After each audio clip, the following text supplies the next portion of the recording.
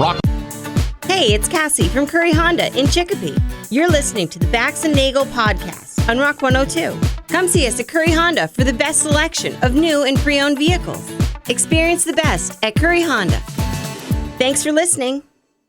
102 Springfield's Classic Rock. It's 5:52 in Queen. Bax and Nagle on Rock 102. It is going to be cloudy with a high of 52. Tomorrow, cloudy with some rain showers and a high of 6-7. It's 31 in downtown Springfield. Hollywood Trash is brought to you by Western Mass Masons. Call them for all your foundation and chimney needs. Somehow you still care about what's happening in Hollywood. So, from Tinseltown, 3,000 miles away, it's Steve Nagle's Hollywood Trash. Still trying to get used to the new equipment here.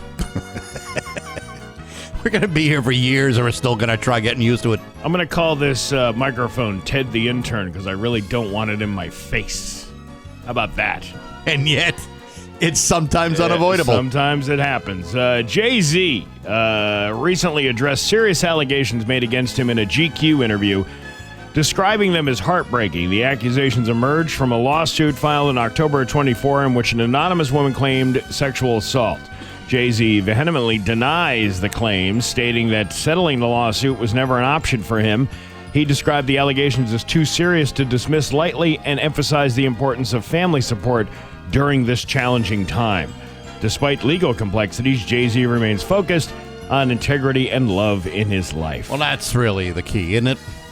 Yeah, I guess if you want to, I mean, if you're doing your best you can to avoid taking accountability for your own actions, you got to go with family. Well, it's just accusations, Bax.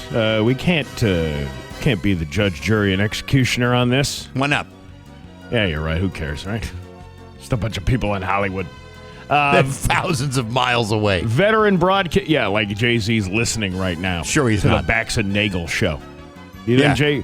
You got to. We talk about that all the time. Like, what celebrities are listening to us right now? They're like, these guys are a bunch of idiots. I find it almost unfathomable that, like Jay-Z would say to Beyonce, "Hey, could you pipe down? Hollywood Trash is going on right now." I mean, there is obviously There's probably some famous person out there driving along, tuning into this station, sure, and going, "What are these? Who are these two? And why are they talking about me?" You're probably saying this is why I don't listen to the radio. That's right. Veteran broadcaster Graham Norton addressed speculation about an invitation to Taylor Swift's wedding, confirming he is unaware of any such plans. He clarified previous remarks about signing non-disclosure agreements related to Swift, stating it was a joke that was misinterpreted. Norton appeared in Swift's music video for Opalite alongside other celebrities and reflected on his experience. He expressed gratitude for his career and the opportunity to age in real time on television with an audience. Norton joked about his unexpected cameo in the video and shared his thoughts on his extensive career. I also have not received my invitation yet. However, I have already gone through the bridal registry. I Tractor Supply. I sent an email saying I don't do weddings anymore, but I would do this one. Imagine this guy showing up with Spotify and a couple of speakers. Hey, we're going to play Shake It Off. Nothing but Taylor's music. And then we're going to play 22. And then we're going to play Betty.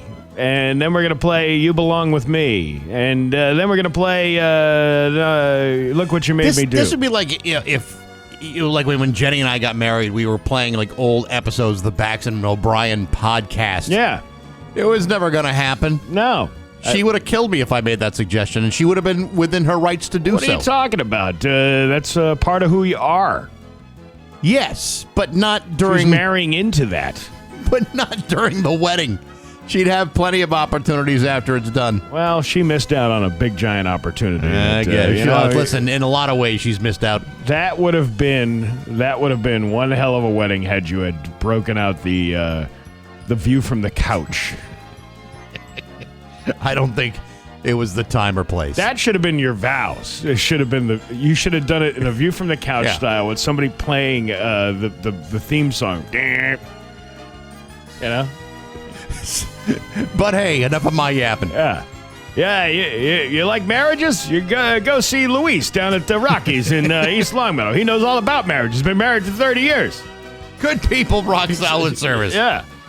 Cardi B appeared on The Tonight Show to discuss her sold-out Little Miss Drama tour, which kicked off in February and continues through mid-April. The rapper shared her excitement about the tour, but expressed feeling overwhelmed by ticket requests from family and friends.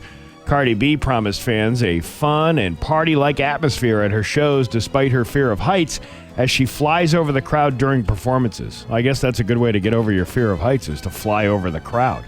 She also seems to have gotten over Stephon Diggs pretty well, too. Whatever. It's like a revolving door, you know? For him or for her? For her. Him, too. It's a revolving door that doesn't require much effort to push the door. You know how, like, sometimes you go and you got to really push that hard and you can only put one person to... 3 people can fit in each pod as the door pushes. It's a big, giant revolving door. Right. That doesn't have much resistance to it at all. Like a windsock. Very much like a windsock. Like one of those, those flappy arm guys outside of business when it's having its grand opening. Yeah. I assume it ain't much different than that. I got this story about our favorite guy, Kid Rock. Kid Rock's Rock the Country tour is navigating a significant crisis that threatens its 2026 run. Reports indicate several tour stops are struggling with low demand and artist exits. So the people that they have hired to do these shows are backing out.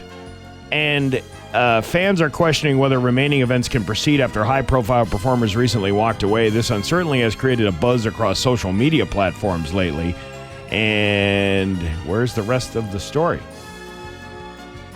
I find it hard to believe that people would turn their back on that guy. You know, where is the story that I had? Yeah, 200. He couldn't even sell 200 tickets for the one show that he had. That was supposed to be this mega... remember we were talking last week about how like tickets were up to $2,000 for front row seats? He didn't sell those, but he still couldn't even sell 200 tickets for the rest of the concert. Can you imagine being like that one guy that spends $2,000 on front row tickets and there's no one sitting around you for at least good 15, 20 rows? Yeah. Well, it's... How stupid would you feel? Well, you just dropped $2,000 on this horrible show. You might want to rethink about where you're performing. Do smaller theaters. Like if you do a 300-seat theater, you sold it out. Or maybe you could say I sold out a show. Maybe Kid Rock should consider the $20 dinner in a concert show. Yeah, and everybody gets a free Skull Bandit as they walk in the door. Your first Natty Ice is free. Kim K was spotted with her new beau, Lewis Hamilton, in Japan, of all places. Really? They were having lots of fun. I bet she had something to say. Oh, my God, the last time I had this much Japanese fun was when Ray J ate sushi from the barbershop floor in that sex tape you can purchase on YouPorn for $39.95. Caitlin? Well, I never got that done and dirty with your mother, Chris Kim, but like a mountain goat, I ate the leaves from the bonsai bush. I stuffed the spicy tuna roll and got a little shiitake sauce on my chin. What are you trying to say? You ever get a little shiitake sauce on I it? have, no, I always bring extra napkins. What I'm trying to say is we went Tokyo dumpster diving up the Schlag pole, and I invited my friends over to give her a blue cocky thunderclap. Oh, my God. You ever have a blue cocky? No, I have not. Oh, you should get your friends together and take a turn. On... your mother. And that is your Hollywood trash out of the Tokyo dumpster and Rock 102. And now, Bax's View from the Couch. Brought to you by Rocky's Ace Hardware with Scott's 4-Step. 4 easy steps to an awesome lawn. Hey, good morning, sports fans. How the heck are you? Well, folks, it's hard to believe, but tomorrow is opening day in Major League Baseball. Exciting stuff, huh? You bet. I can't think of a better way to kick off the season than a thrilling interleague matchup between the Boston Red Sox and the Cincinnati Reds to get things going.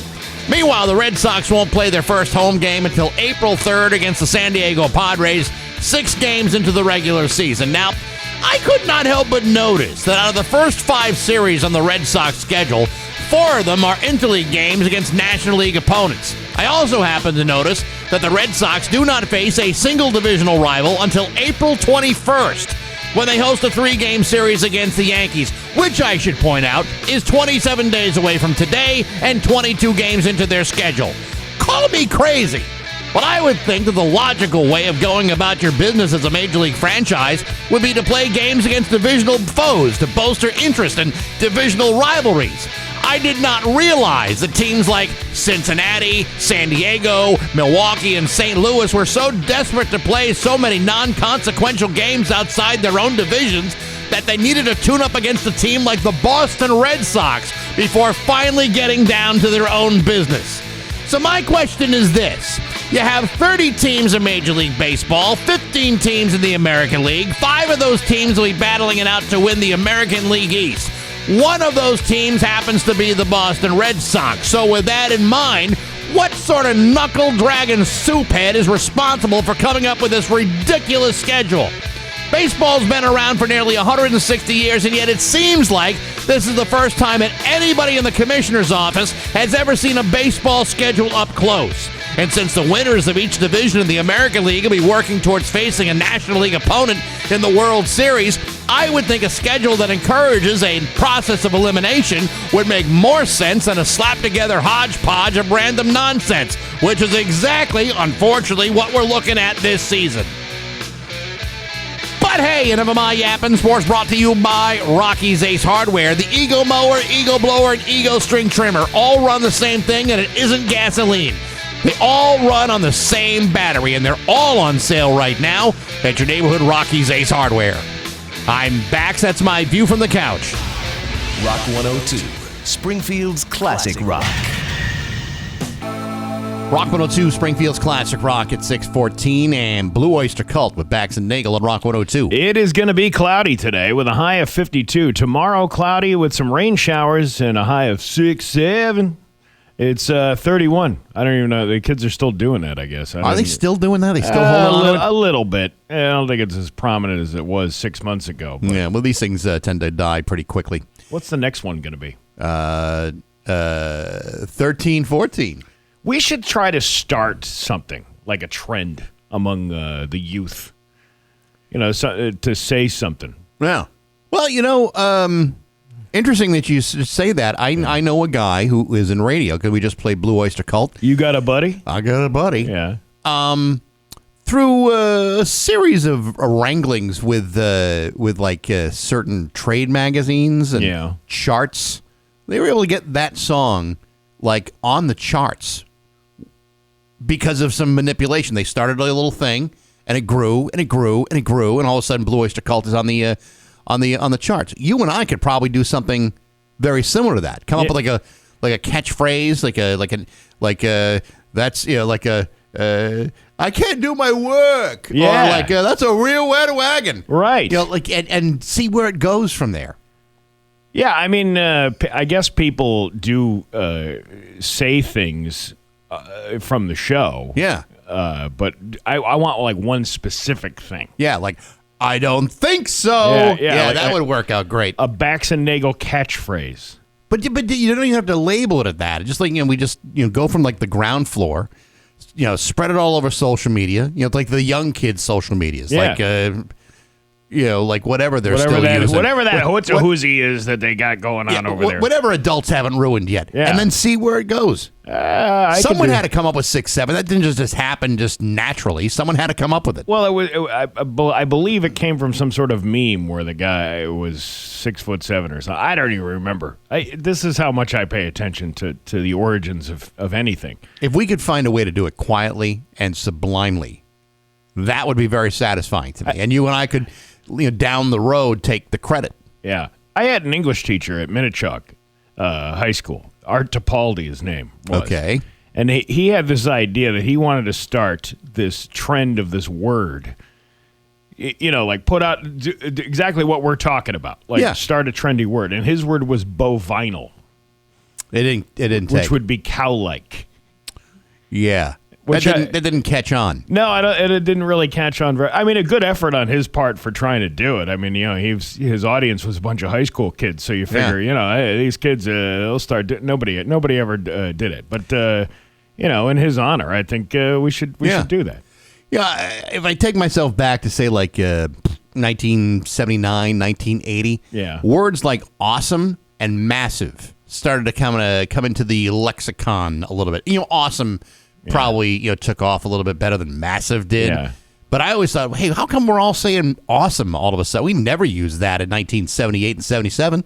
But it's somebody somewhere started thinking, hey, that's a great word from the dictionary. Let's start using it and see where it goes from there. I also think that was like a regional thing too. Like my introductory to the word wicked probably didn't start until you came here. No, it actually started in upstate New York. And I remember this kid, the first thing, I'm like 12 years old, and this kid is like, wicked, it's wicked cool, wicked.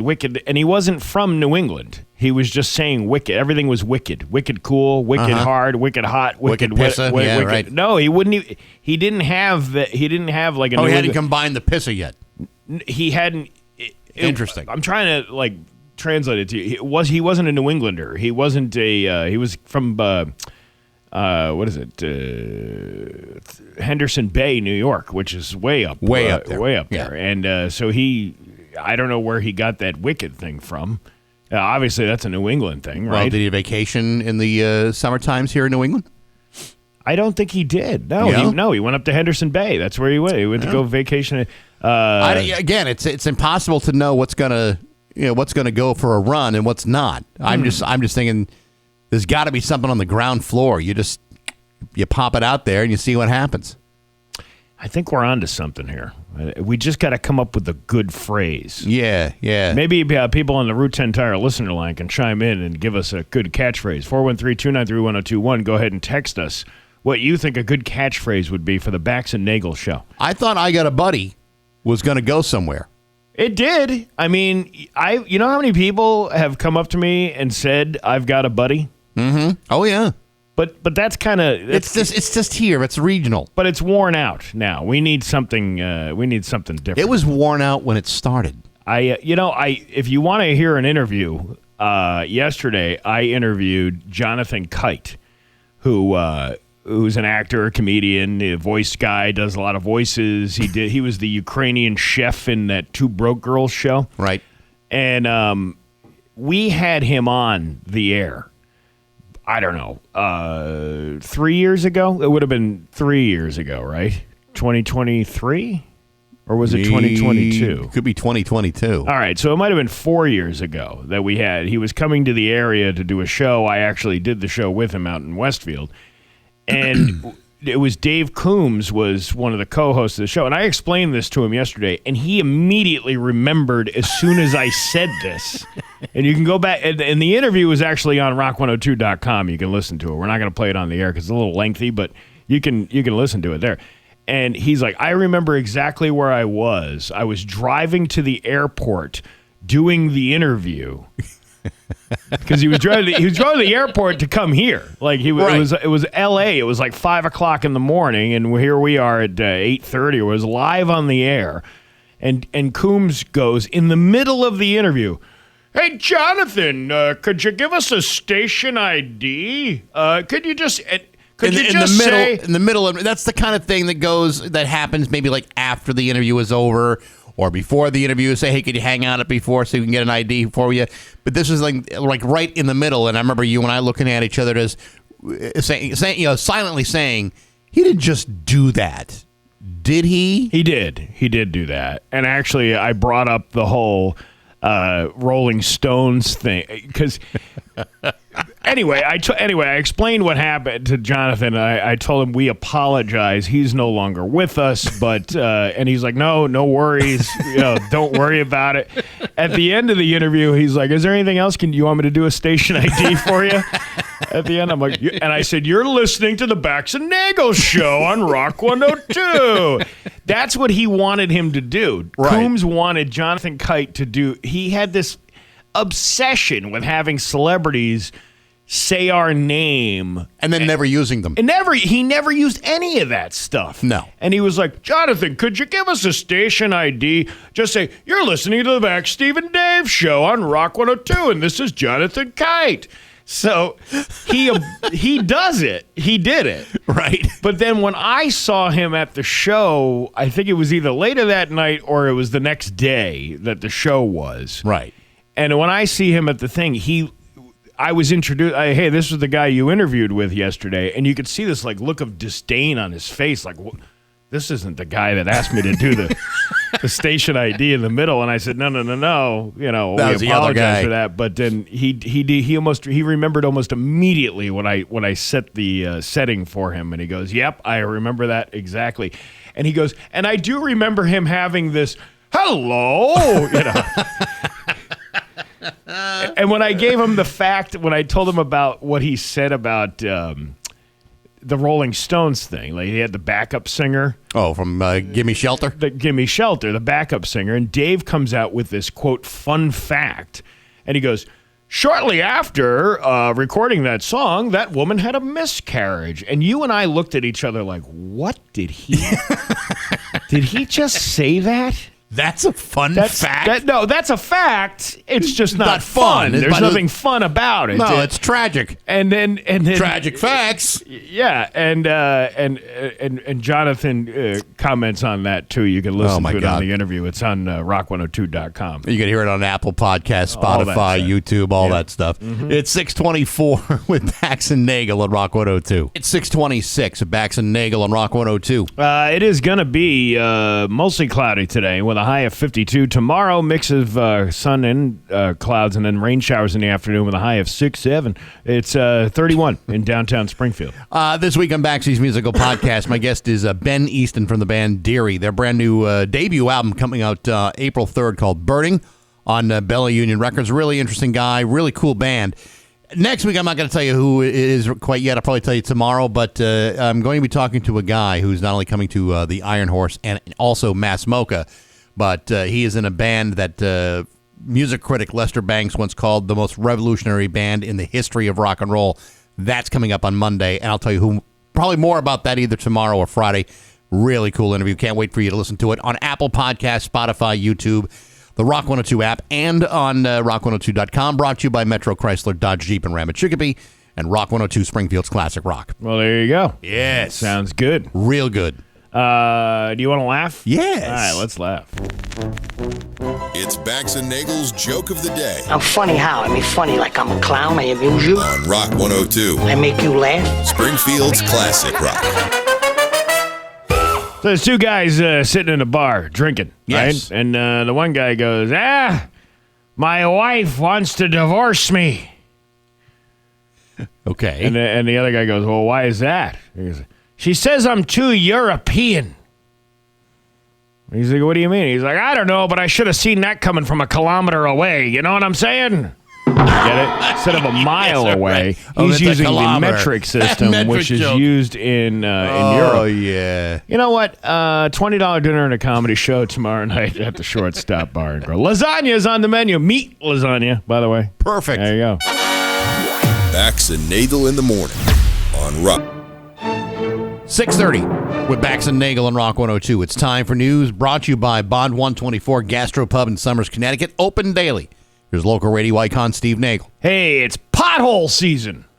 No, it's whatever. What was the other kind of season you'd say it was right now? It's baseball season? Yeah, we'll do the Bugs Bunny thing. It's okay. Pothole season. No, it's baseball season. No, it's baseball season. No, it's pothole season. It's baseball season. The Springfield Department of Public Works crews are ramping up pothole repairs following a winter that damaged city streets. You mean like every winter?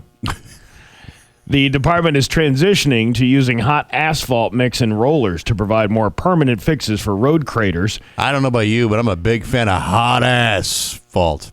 Oh, yeah, I like hot asphalt. Pedro Magrone, Assistant Deputy of Operations for the DPW. That sounds like a cartoon character. Pedro Magrone. That's like Pat McGroin. Right. Yeah. It was a Quick Draw McGraw is what I'm thinking of. Right? Little Hal Madarlin. Isn't that with him? That's right. Yeah. Quick Straw McGraw. Yeah. Assistant Deputy Director for DPW Springfield said the severity of the past winter led to an increase in the size and number of potholes while crews are working to address the damage. They are currently limited by weather conditions such as rain and standing water.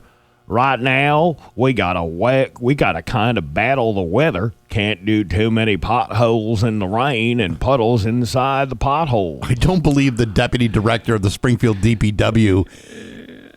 Doesn't he sound like Quick Draw McGraw? No, I think he sounds more like Forrest Gump all of a sudden. Well, I'm trying to do my best Quick Draw McGraw Southern drawl type of thing. The repair process involves filling holes with hot asphalt, and using a heavy roller to compact the material. Megron, you're going to need a real heavy roller for that hot asphalt. Yeah, Megron noted that this is the first week the department has issued the hot mix. It's hot mix. It's hot mix in Springfield. Right. We're gonna pave your asphalt right here in the streets of Springfield, and we're gonna make it hard with a big, thick roller. Yeah. This is our first week with hot mix, so we're filling in with hot asphalt and we're rolling them, according to Quick Draw McGraw, whatever his name is. You know, those DPW guys are gonna have a lot of fun talking about hot asphalt. Oh yeah, that's gonna make the day go by a little bit faster. Ooh, you need a couple of hot patches there, baby. I think anytime you can sexualize road work, it's a job well done. McGraw explained that if the hole is too deep, you fill it with asphalt, hot asphalt. Crews apply multiple layers to reach street level. He said using a roller is more effective than hand tapping, which can cause the patch to fail during the next rainstorm. On a day with favorable weather, a single crew can repair as many as 50 potholes. Are you kidding me? That's a lot of holes at once, don't you think? A lot of holes being filled with hot asphalt. Yeah, that's what I'm talking about. I hear there needs to be some holes filled on the roadway. Now, if you go up to Holyoke, right next to the sea annals, there's lots of potholes that need some hot asphalt right near your sea annal.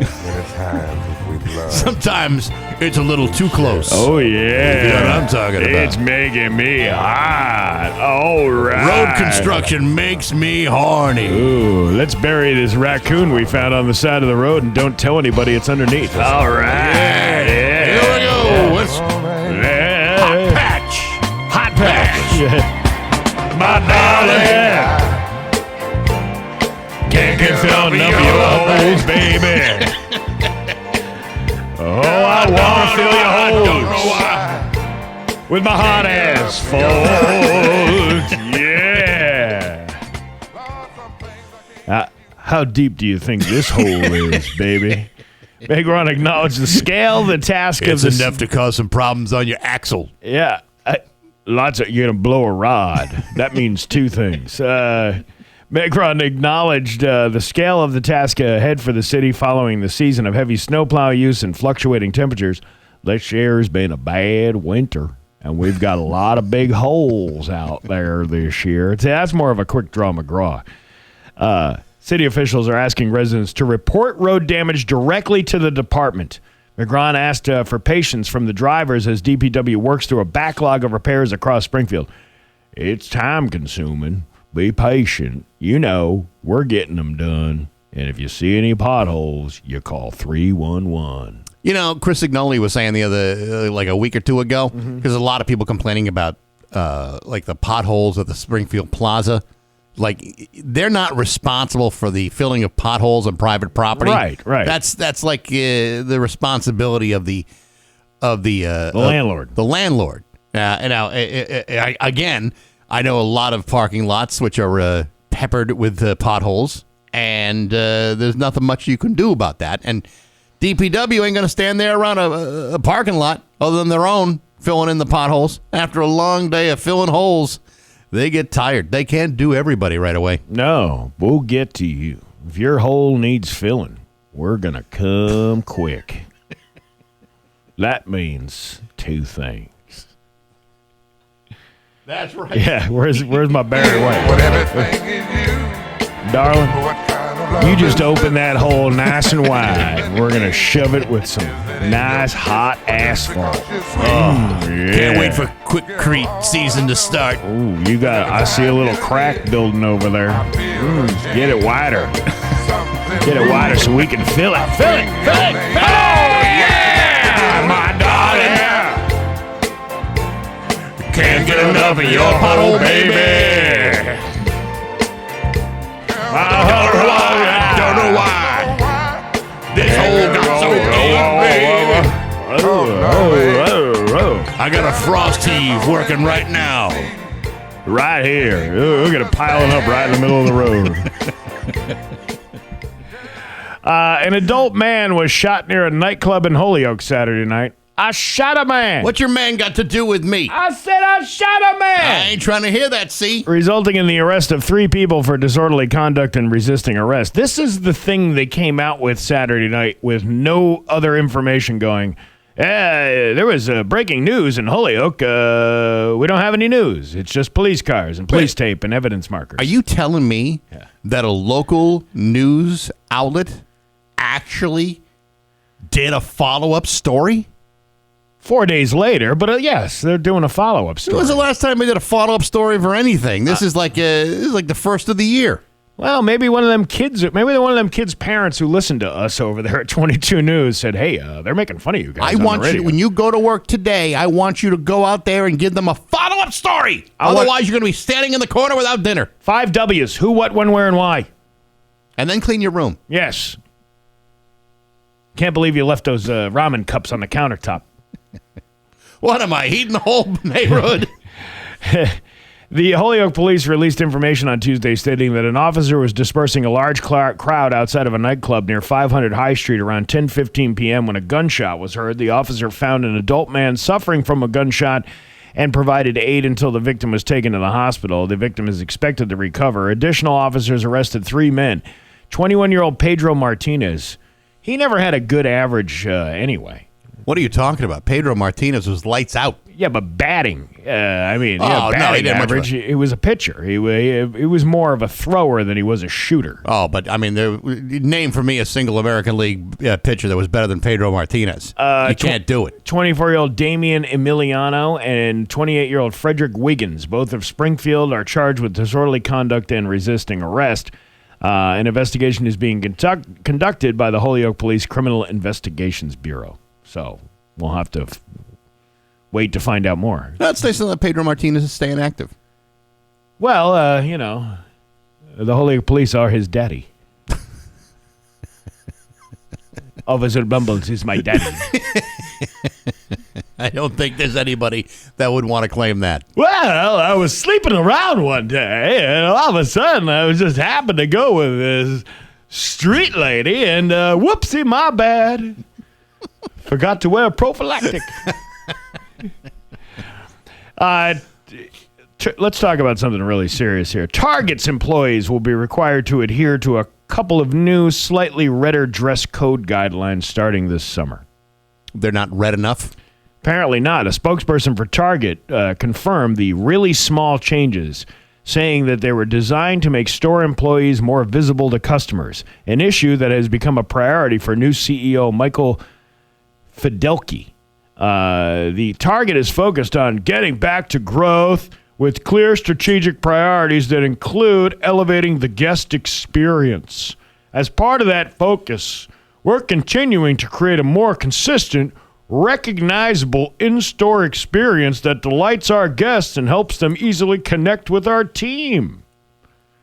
Okay. All right. All right. Under the updated guidelines, Target employees are being instructed to wear only red shirts rather than questionable shades of red. What about pants? They're going to be required to wear pants? Apparently, you don't have to wear pants.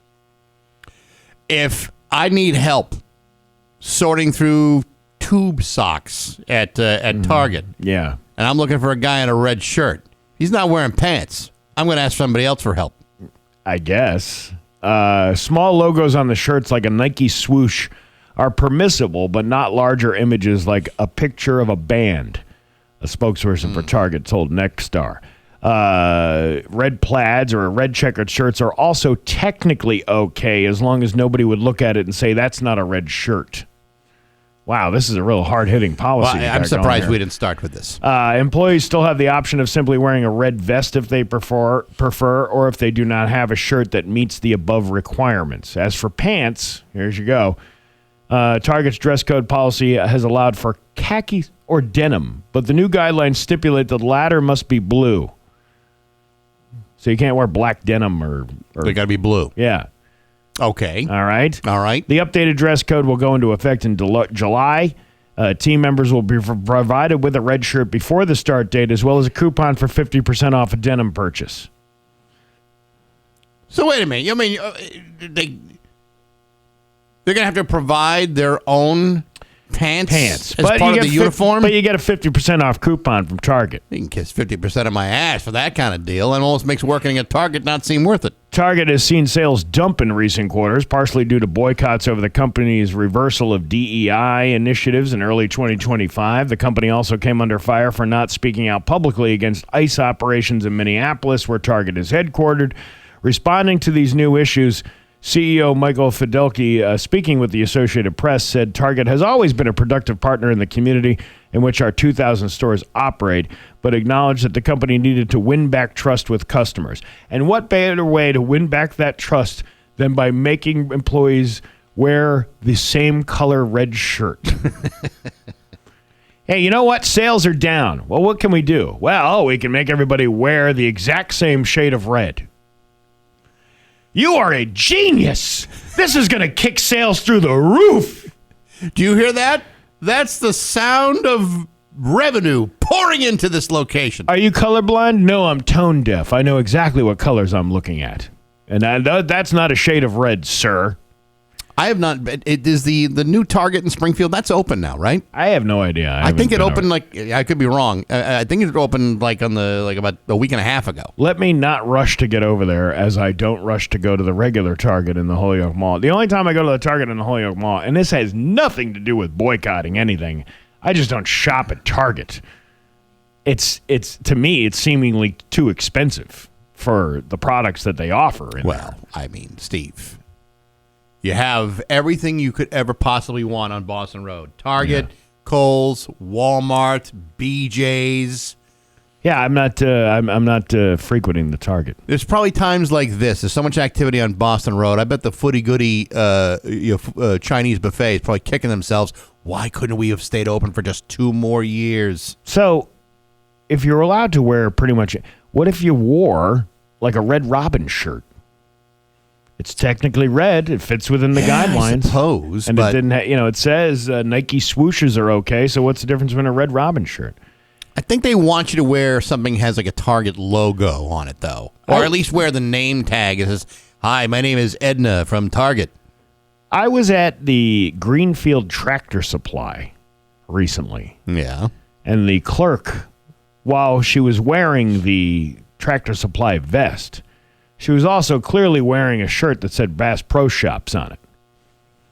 Now, I know maybe they sell similar items, but it's not technically the same store. But, I mean, as an employer, would you allow your employee to wear another store's logo? You know, it's so hard to find decent help these days that if someone's got a second job at a Bass Pro Shop or a Cabela's, an REI or whatever, and then they work at the Tractor Supply, sometimes you turn your head and don't even pay attention. You say, do what you got to do. You do you, we do us. Oh, my God, look at the time. I can't believe we don't have enough time to keep discussing this. This is ridiculous. I know. It's all what I feel like we've shortchanged the audience. Yeah, we finally let them down talking about this. Finally. Steve, before we go, could you do a station ID? Yeah. You're listening to the Bax and Nagle show on. This is Steve Nagle with the $20 dinner and a comedy show. You're listening to Steve Nagle on Rock 102. Rock 102 app. Rock 102, Springfield's classic rock. It's 6:52, and the Rolling Stones of Bax and Nagle on Rock 102. It is going to be cloudy today with a high of 53. Tomorrow, cloudy with some rain showers and a high of 67. It's 31 right now in downtown Springfield. Everyone has that home project that they want to finish but never get around to because they, whatever reason, probably run out of money. Rock 102 wants to help you get your project done by giving you $5,000 with Pick Your Project, brought to you by Dave Miner Exterior Home Improvements. You can use that money for any number of projects, including one from our sponsors, like the Home Outlet, or Toro Shower Doors, or A Signature Fence, Aqua Pump, Bluso Federal Credit Union, or even Dave Miner himself. You'll want to win that $5,000. All you got to do is go to rock102.com beginning on March 30th and sign up before noon on April 24th, when one winner will be chosen at random. It could be you with Pick Your Project from Rock 102 Springfield's Classic Rock. I don't even know. I don't know. There's something about marijuana here, but it's not even worth talking about. I will tell you that Marty Caproni is scheduled to be here fairly soon, talking about a $20 dinner and a comedy show. He was going to try to make it in this morning, is what I try. Oh, it's hard. Did he have something going on that may have been interrupting his flow? He's got a $19 comedy and breakfast somewhere going on throughout the area. It moves every week. I don't know where it is. I see. Yeah. Okay. Well, then maybe he'll be here and maybe he won't. It'll be a big surprise for everybody. It always is. Yeah. It always is a big, giant surprise. I'm trying to think. Yesterday I went out.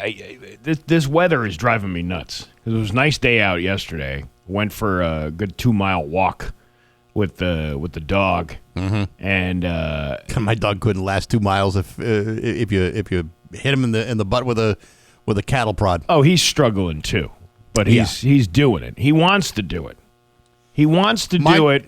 My dog loses interest. If he goes 100 yards, he's got to go lie down. You have Yellow Dog. Yes. From Funny Farm. Yes. Yes. Right. The dog that never moves. Right. Every time you post a picture of him, he's always sprawled out laying on a couch or a deck or something. We took our dog for a drag yesterday. I'm just, I'm really like, I can't stand this, like, I just want it to be warm, like seasonably warm. Well, I mean, like yesterday in the 70s. Yeah, you're a little bit away from that. I mean, tomorrow is going to be cloudy and warm, but I mean, it's still March, man. We could still get hit by a snowstorm. We're not out of the woods yet. Oh, I know we're not safe just quite yet, but it's just annoying. It's just one of those things that, like, my lawn is all like muddy. You can't even go out there and really do much pickup because it's like a mud pit. You start walking on it, it's like squishy and. Oh, I know. I know. And we're supposed to get more rain this week. Well, again, the nice weather is right around the corner. I mean, I remember years ago when we used to have a softball team. Thinking, oh, it's March, let's get out there and play some ball. It'll be fun. It'll be great. Opening day of the Rock 102 softball season. And then now it's like, oh my God, can you imagine if we had that team still? I'm at this age. You wait for the nice weather, but then softball finally comes and you dread it because at this age any attempt to run to a base is enough to maybe put you in a hospital or in a wheelchair. Absolutely. I can't abide by that anymore. I'm way beyond that. Well, either way, I want the weather to be here. Patience. I need Steve. to be outside. I cannot. I don't like staying indoors. See, I prefer indoors. I find it safer and more relaxing. I just like being out in the yard. I like being outside. I like I like watching other people in their yards. It reminds me that I'm not there with them. Yeah, I'm not into some weird like cuck outdoor activity you're doing. Oh, I'm just gonna stay in here in the air conditioning while I watch these men sweat and pick up the grass and leaves in my yard. Do you mind if I just watch you enjoy the outdoors? Yeah, you're a leaf peeping cuck is what you are. I'm peeping the leaves and I'm peeping the boys and I'm staying inside of my air conditioned home. But I'm not ready to get involved. Look at him! Look at him just pick up that pile of grass like it's nothing. It's 6:57 with Bax and Nagle at Rock 102. To hockey now, the Bruins with a big loss last night. Bax's View from the Couch, brought to you by Rocky's Ace Hardware with Scott's 4-Step, 4 easy steps to an awesome lawn. Hey, good morning, sports fans. How the heck are you? Folks, you know me. I'm a lover, not a gambler. Sure, I may have incorrectly filled out my March Madness tourney time brackets, but I can assure you that I do it purely out of self-loathing purposes only, and that at no time does money get exchanged to participate in such addictive activities. You see, I know myself, and I know that given the chance, I could easily go down the problem gambling rabbit hole and stay there. Thankfully, I'm also quite cheap, and so I say no thank you to gambling on sporting events of nearly any kind. Of course, sportsbooks understand the human condition, and as such, they have found a way to make potential financial ruin seem like a dynamic bunch of fun. Yesterday, a lawsuit was filed in Pennsylvania accusing FanDuel and DraftKings from using information provided by the NFL to intentionally create a known addictive product that can lead to overwhelming financial losses. In this lawsuit, both the NFL and Genius Sports, the company that provides data to the NFL, are named as defendant in the suit, claiming that they fed live information to both DraftKings and FanDuel to offer in-game micro-betting. This in-game micro-betting not only accounts for nearly 50% of all bets placed on these two gambling platforms, but studies have also shown that by offering these two options, both FanDuel and DraftKings are providing customers with what is said to be the most addicting form of sports gambling. The two plaintiffs in the case claim that they combined lost $2 million on these in-game micro-bet options. Folks, you have any idea how long it would take me to lose $2 million on sports gambling? About 2 million years. Unfortunately, some would argue that the plaintiffs in the case made a choice to piss away $2 million on sports gambling. And while that seems logical, it ignores the reality of any addictive activity or substance, and it simply cannot be swept away by oversimplifications and lawsuits. Either way, I'm pretty sure that in-game betting will continue for many years to come. In the same way, you can still buy a 32-pack of beer, a $150 carton of cigarettes, and a couple of $50 scratch tickets all at the same place, because that's the sort of convenience-seeking masochists that we are. But hey, enough of my yapping. Sports brought to you by Rocky's Ace Hardware. 7 Weber grills, 7 super deals at Rocky's. From the Humber Weber kettle to the Benchmark charcoal grill to the Weber Genesis gas grill, which is Weber's feature-loaded dream grill. Rocky's is your grilling destination, and 7 Weber grills are on sale right now at your neighborhood Rocky's Ace Hardware. I'm Bax. That's my view from the couch. Rock 102. Rock 102, Springfield's Classic Rock. It's 7-Eleven and Motley Crue with Bax and Nagle on Rock 102. Well, I'm saying cloudy, but the sun is shining outside right now. Maybe it'll become cloudy. I'm not a weatherman. It's 52 for a high. It's 31 in downtown Springfield. Marty Caproni will be in here minutes from now. Really? I believe there's a $20 dinner and a comedy show going on. I'm not aware of any of this. Anyway, but that's happening tomorrow, you say? Yeah. What's on the menu? What is on the menu is lasagna, meat lasagna. I have to specify that it's meat because somebody was like, "Is it meat lasagna?" I'm like, why would we serve you vegetarian lasagna? Are you out of your mind? Well, because there are some people who are vegetarian who will say, well, there's no vegetarian option. Well, listen. Oh, there's salad and a roll. Yeah. I mean, there's other things. You can actually order off the menu. You don't have to participate in the in the buffet. I mean, you can say, hey, I'll just watch the comedy show and order off the menu. Listen, you can lead a horse to a $20 dinner and a comedy show, but you can't make them eat the food. Well, in some cases, there are places you probably shouldn't eat the food, but this is a place known for its food and then fun. Yeah. So, if they say we're making lasagna, you better be damn well, convinced it's going to be damn good lasagna. You see this about Mayor Dom Dom? Which thing? He says he's disappointed, but not done fighting, after his long-sought bail reform bill was once again killed on Beacon Hill. Dom Dom and State Representative Angelo Pupo have been filing the bill since 2015. It would give prosecutors the right to appeal bail decisions made in district court, a power defense attorney already has for their clients. Sarno, District Attorney Anthony Gallooni, and other supporters say it's aimed at violent repeat offenders they believe are too often released with little to no bail, citing cases like Springfield officer Nestor Santos, who was shot in the face and leg. Sarno argues the bill wouldn't strip any rights from defendants, but would give DAs another tool to keep dangerous offenders off the streets. I don't even know why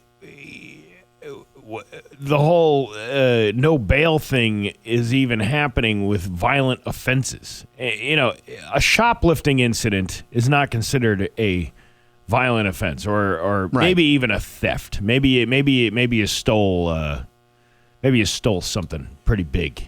Well, that would be okay. All right. Have you had any violent past before? No.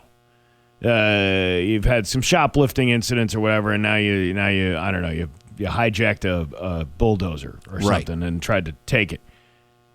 maybe that guy gets no bail. But the guy who's had 20 gun charges and more likely to offend is back out on the street. Well, I mean, try to imagine this, and Springfield police, and not just Springfield. I mean, it's really all over the state. Any city that's dealing with crime issues deals with the same thing. Police arrest a guy on a Thursday morning. He gets arrested. By Thursday afternoon, he's out. He's out. Doesn't matter what he did. Doesn't matter who he shot at. Doesn't matter what kind of violent offense he may have been participating in. He's out.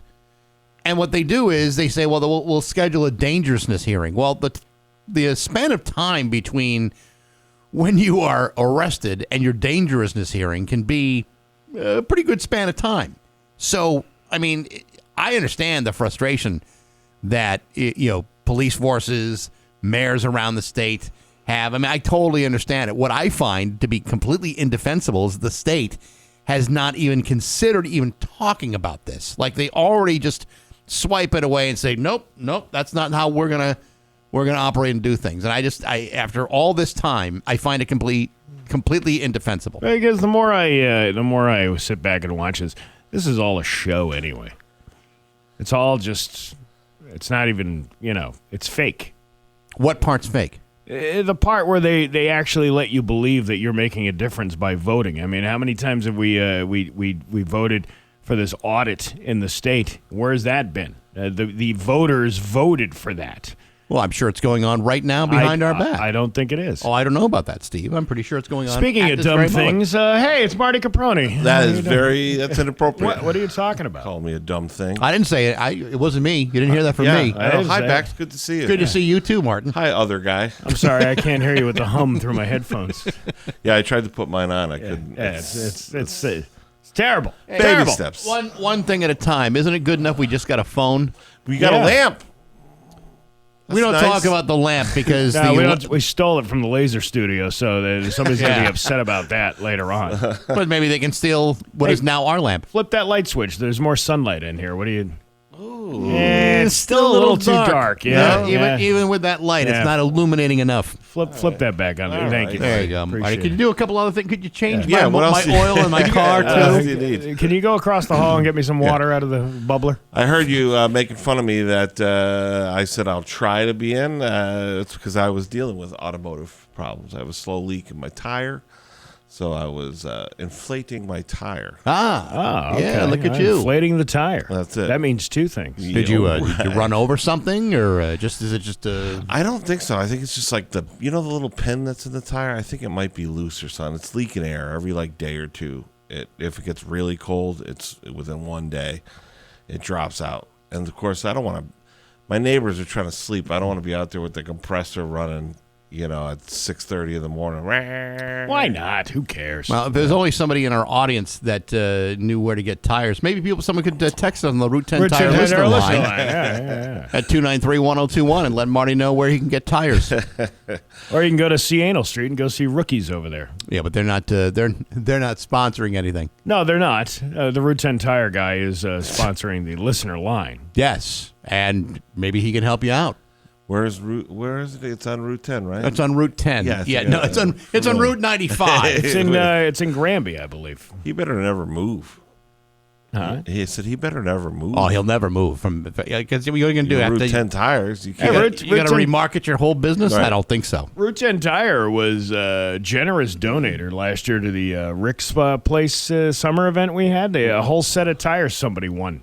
That's a good price. That's a really nice price. Good price. Yeah. I mean, think about how many people need tires and repairs all the time, and especially now with the price of oil going up, and that affects like rubber and all the things that tires go into. So that's a pretty good deal.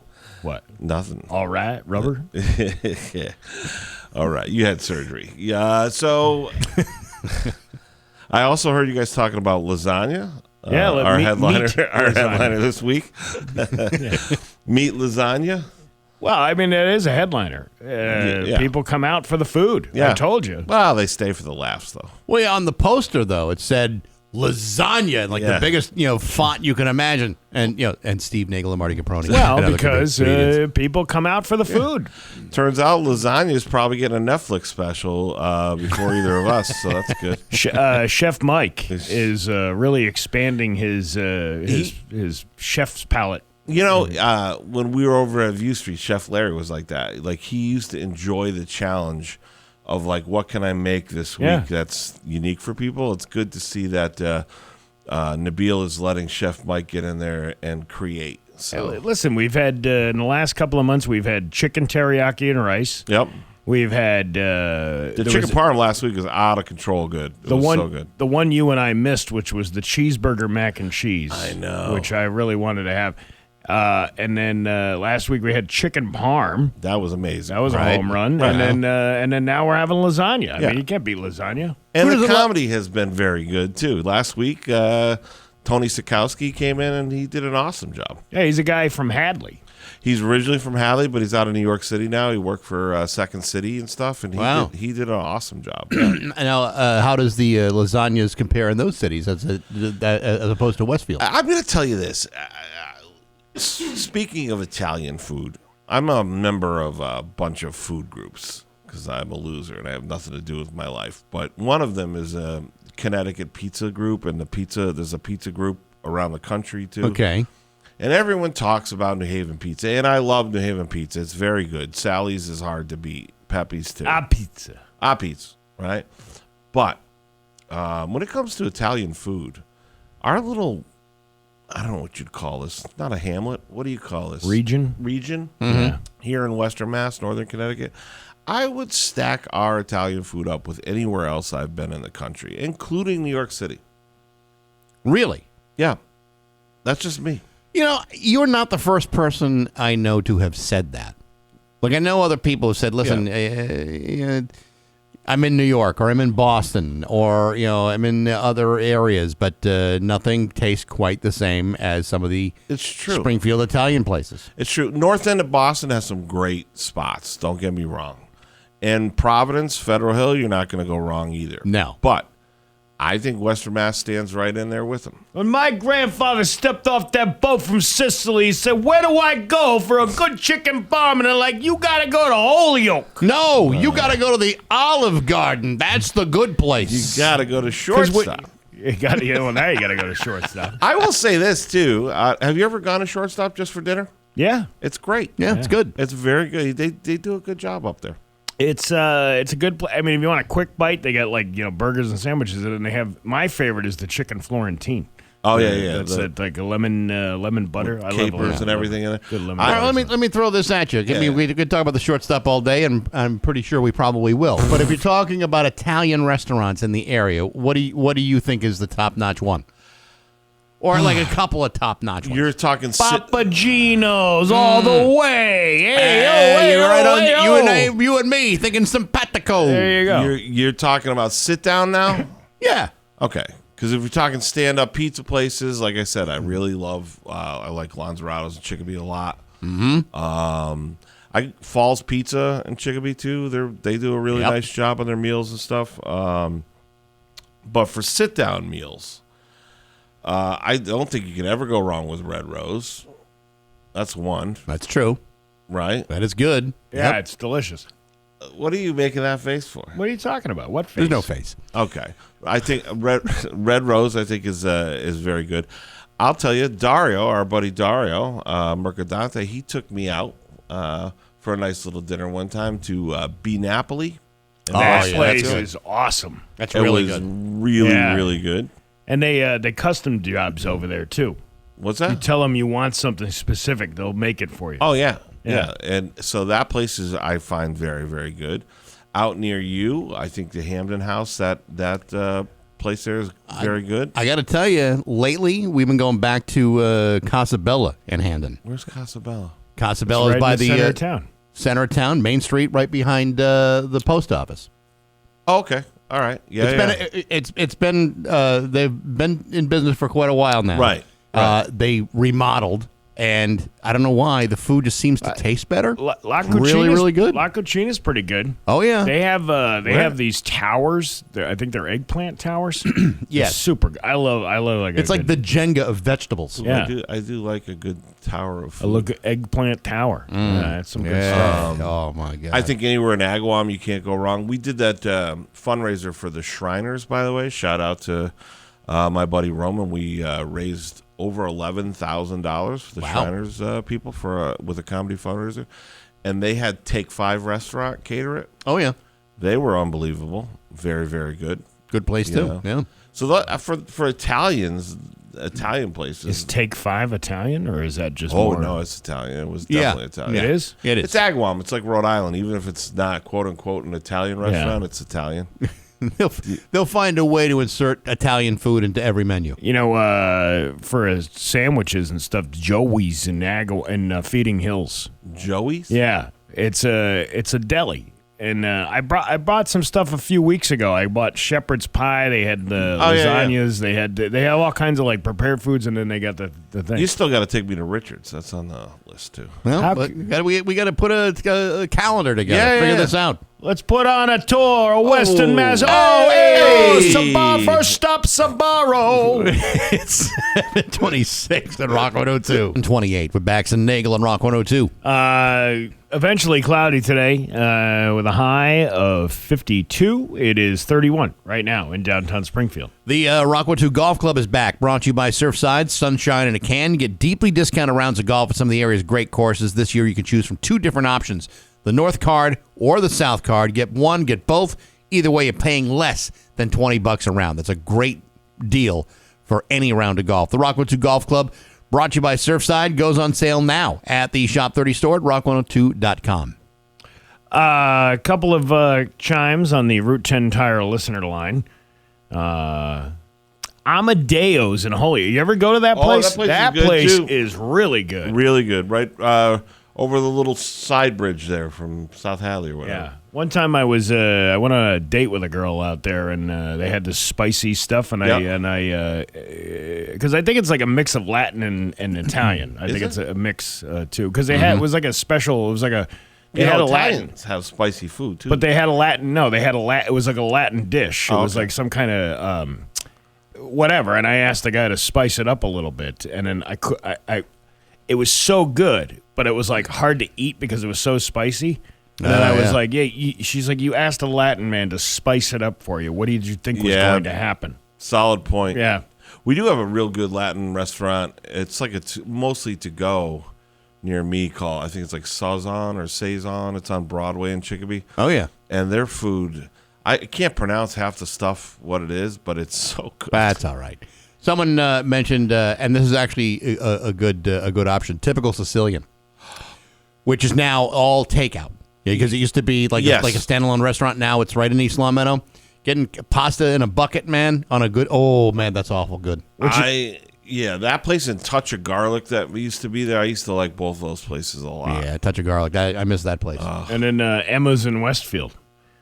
That used to be Piccolo's. Yeah. And then you got Gianpaolo. He's the chef in there, and that's the guy that I said you speak like Italian, like the Family Guy. A bapa boopy, a boopa bapa boopa boopy. You know, I used to. This is for a very small market, but it's pretty funny. There used to be a place in downtown Westfield called El Italia. Do you know what I'm talking about? I don't know. Yeah. So only people who probably either are from Westfield or went to Westfield State will know what I'm talking about. But there's this little sandwich / shop called El Italia. Nothing about it was Italian. Okay, the guy who ran it was like a little, I don't know. He's like an Indian guy, or an Arabic guy, or whatever. And all he used to do was steak and cheese. But it was a full sandwich shop. But that's what they were known for. And he wouldn't open until like 2 in the morning. 2 in the morning. Yeah, like, maybe sometimes midnight, 1 o'clock in the morning. He would be open till like 5 in the morning, and he would just be making steak and cheese, and it'd just be a line of college kids, drunk people. Oh yeah, that's how to do it. It was the best. But one day I was there, and I go, I had a couple of beers in me, and I told my friend, I go, this guy says he's Italian. He's all steak and cheese. I'm gonna throw him a curveball today. I go, hey. I'll order a meatball grinder. The whole place stopped. Like, what? The whole line, everything, like, it was like someone ripped a record off a jukebox. And he goes, oh, you want the meatball? I go, yeah, I want the meatball. He goes, okay. Almost like he was like, whatever. And then he left. And I, where'd he go? And the lady goes, he went upstairs to get the meatballs. He had an apartment above the place. He must have kept the meatballs in the fridge of his apartment. Well, he didn't have any room downstairs in the restaurant. Probably never figured somebody order a meatball grinder at the place. He looked thrilled. He was like, I do 300 steak and cheese a night. Oh, my God, a meatball. Oh, this is my big day. We got news coming up next to Rock 102. John Fogerty. Steve Winwood. The Legacy Tour. Celebrating two legends. September 6th, Tanglewood. Tickets on sale now at tanglewood.org. Spring has sprung, but if your well has sprung, that's not good, and you're going to need to call an expert to fix that, and the experts are over at Aquapump. Aquapump are the experts on all water supply systems. They install, service, and repair well pumps and tanks for all wells and carry a complete line of submersible jet pumps, water filters, and supplies. They even specialize in treating contaminated water. So do it once and do it right. Find out more at aquapump.com, only in Stafford, Connecticut. Rock 102 Cares. Brought to you by Gary Rome Hyundai. Each month, we share the mission of a local cause. And this month is Suit Up Springfield and Dress for Success. These two organizations support men and women by providing professional attire that help them present with confidence and dignity in interviews and on the job. Donate your professional clothing this month at Gary Rome Hyundai and Gary Rome Kia. Rock 102 Cares. Brought to you by Gary Rome Hyundai. Driven by gratitude. Whiting Farms Road, Holyoke. And Rock 102, Springfield's classic rock. The pros know nobody beats FW Web. With extensive inventory, personalized service, and a fleet of trucks across the Northeast, FW Web supports all customers, from one-van contractors to large facility operators. For planned projects, emergency jobs, or maintenance, FW Web has what you need, when and where you need it. For plumbing, heating, HVAC, refrigeration, propane gas, and PVF jobs. With over 100 locations, visit FWWeb.com to find one near you. 7:33 with Bax and Nagle on Rock 102. It's time for news brought to you by Big Y, your family market. Here's local radio icon Steve Nagle. Well, thanks, Bax. I was trying to start with something. You know what? The potholes. We'll do the pothole thing, all right? Okay. A pothole on Main Street in Springfield reportedly damaged 8 cars in a single night, prompting warnings on social media and frustration from a local property manager. The incident happened Monday, 9:30 p.m. It was outside the Monkey Wrench building in Springfield. I was smoking a cigarette outside on the, I don't know, I'm just like the way they were trying to picture this. According to the Facebook post, 8 cars pulled over with flat tires because of that pothole. Driver warning, pothole in front of Monkey Wrench building, 9:30 p.m. Monday night. 8 cars pulled over with a flat tire because of this pothole. I'm sitting here waiting for AAA.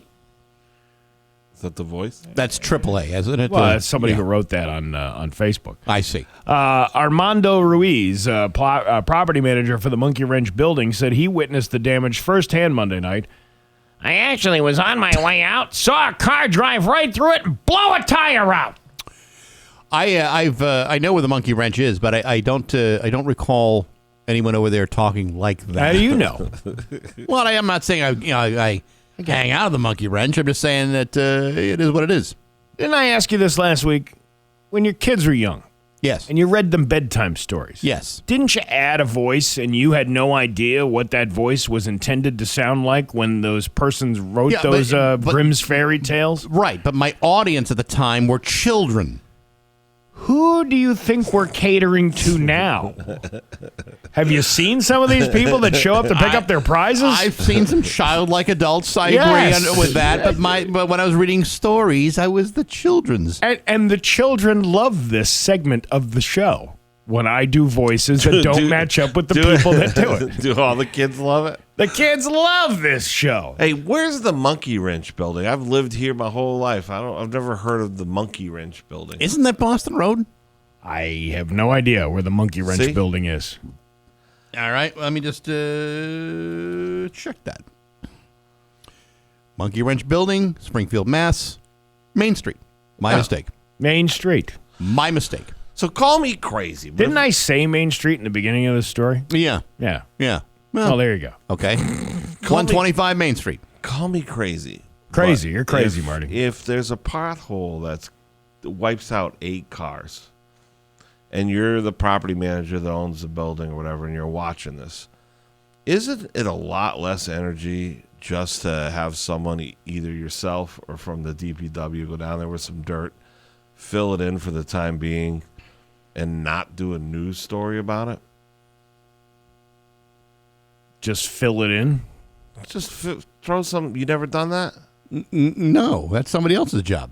Oh, I've never done city pothole repair on my own You know, time. it's not repair. You're just throwing some dirt in there until DPW can Well, get down dirt there ain't and gonna do patch it. You got to throw drain rock in there, Marty. Come on, go to Home Depot, pick up a $6 bag of that, one bag of that There you go. is rock, and you just throw it right in the pole. Actually, what you should do is throw something in there that's going to be more drainage, like nails or broken glass. Right. Or hypodermic needles. Something that you can fill the pothole with, you know? That is my least favorite Annie Lennox song, by the way, is Broken Glass.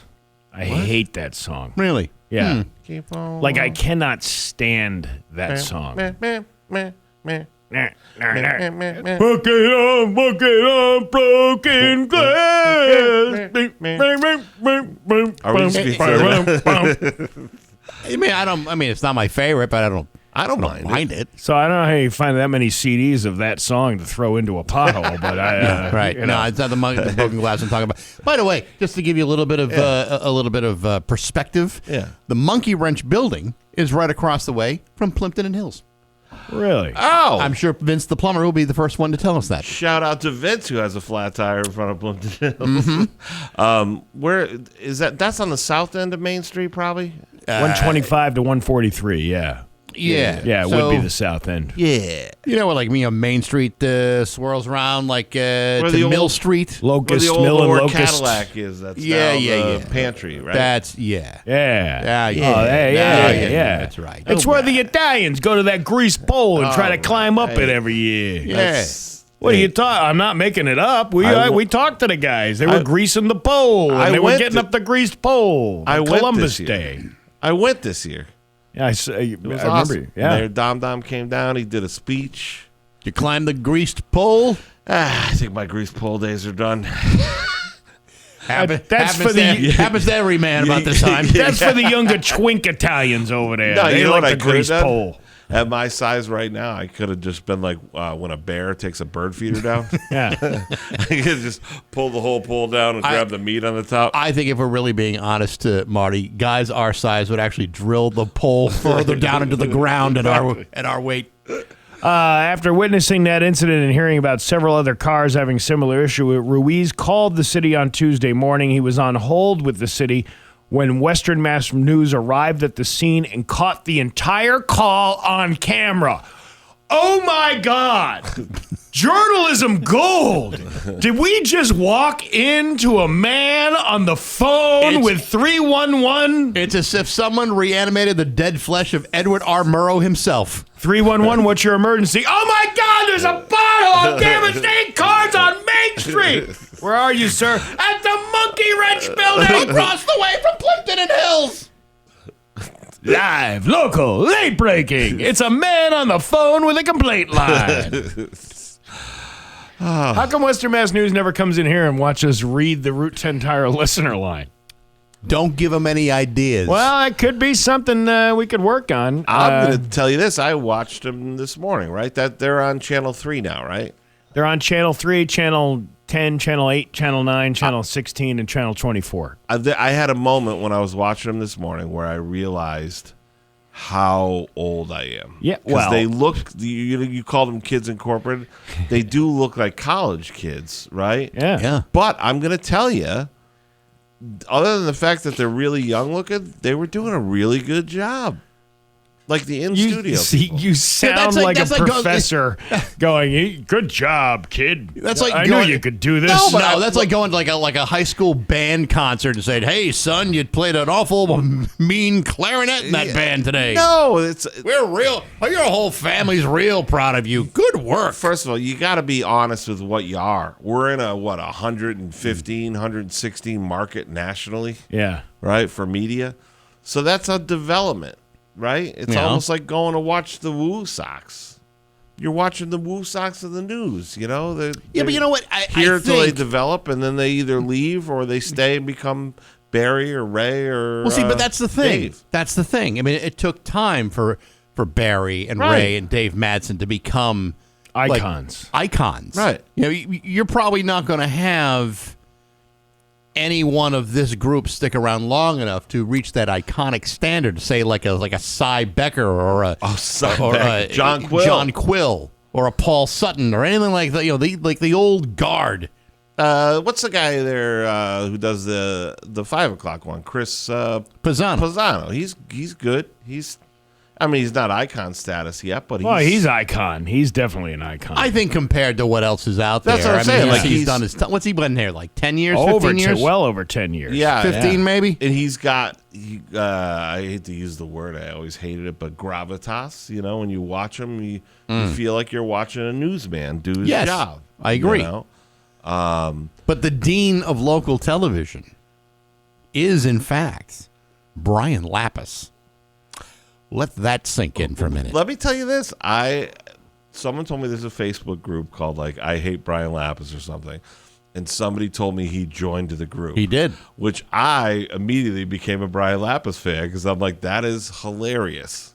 Brian Lapis has a remarkable amount of self-awareness. So if you have a group like that on Facebook, Brian's on it. I think that's great. He's on it, you're on it. I do think this is a development market, and shout out, Steve and I talk about it probably once a month, to the blazing pioneer who chartered that pathway to major market success in media, Sonia Baghdadi. Oh, yeah. Oh, yeah. You're right about that. Oh, yeah. All right. Oh, yeah. Oh, yeah. Sonia Baghdadi. Yeah. Oh, my goodness. Yeah, that's what I'm talking about. And you know what? She still looks fantastic. She looks amazing. Back when I got out of college, my roommate, my best friend I grew up with, Jeff, right? We would come home and put on the news and be like, if you were late getting home, you'd be like, Is Sonia on yet? Did I miss Sonia? It was appointment viewing to see her. Yeah. I'm going to say something that is going to stop you dead in your tracks, but it's absolutely true, and I will die on this hill until the very day I die. She looked better in real life. They all do. They all do. The TV does something to you that kind of changes the filter of your face or whatever like that. So even though they might look good on TV, they look way better in person. But I remember an event we were at. It was me and John and Bobby Booya were at some thing, and Sonia walks in with a camera. And we have known Sonia for a while, so it wasn't new to us. But the mood of the room completely as if every man stopped breathing and automatically sucked in their big fat beer gut because she was there. I feel as if any one of those drunken slobs had a snowball's chance in hell with someone like a Sonia Baghdadi. I feel the same way about Matt Price. All right, Matt Price is coming around, man. He's coming around. He's growing. He's growing into himself. He sure is. Yeah. If there's one guy that's going to stick around long enough to become the next Ray Herschel, Matt Price. Matt Price, baby. I like Matt Price. I like Matt, too. See him covering the hockey games, and he's out there running around, setting up his own camera. Oh, yeah. Doing his own shots. He can do everything. Yeah. Matt Price reminds me of Tom Hanks in Big when he went back to being a kid and he was wearing the oversized suit walking down the street. I'm wearing grown-up clothes.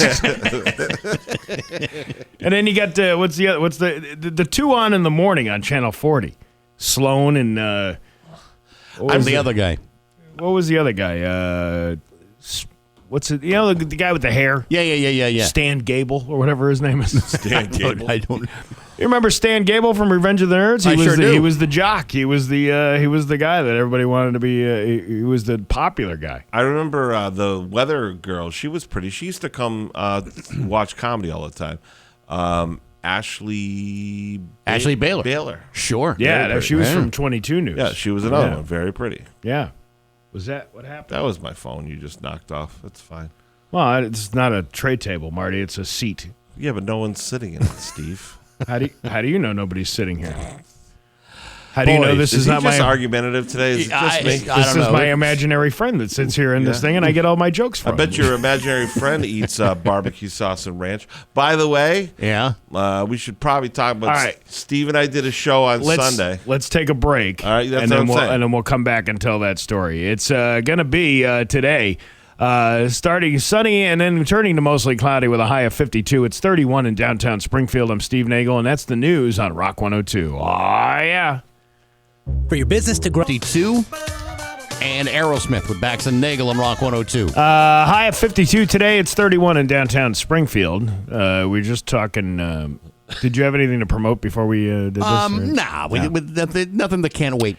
We're just talking off the air about people chimed in, and we heard from a couple of people. And his name is what is it? Tyler Baraldi. Tyler Baraldi. That's on Western Mass News, along with Sloan Wick in the morning. Hey, Sloan, do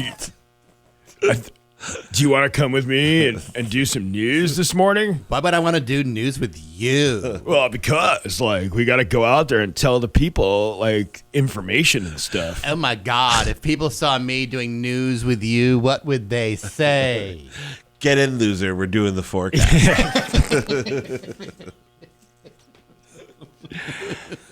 Oh, wait. I don't have the snap from the cameraman yet. My Snapchat is blowing up. There must be something going on. Oh, this is what my friend saw. That is not how she sounds. There was funny. Well, it's but you know what? Either. But here we go. Here's a perfect example. I was talking about voices and doing those things. We've only seen them on mute. In the old studio, we had Western Mass News on all the time, and it was just them on mute. And I was just picturing in my head, be like, "Oh my God, we're coming up on Western Mass News this morning."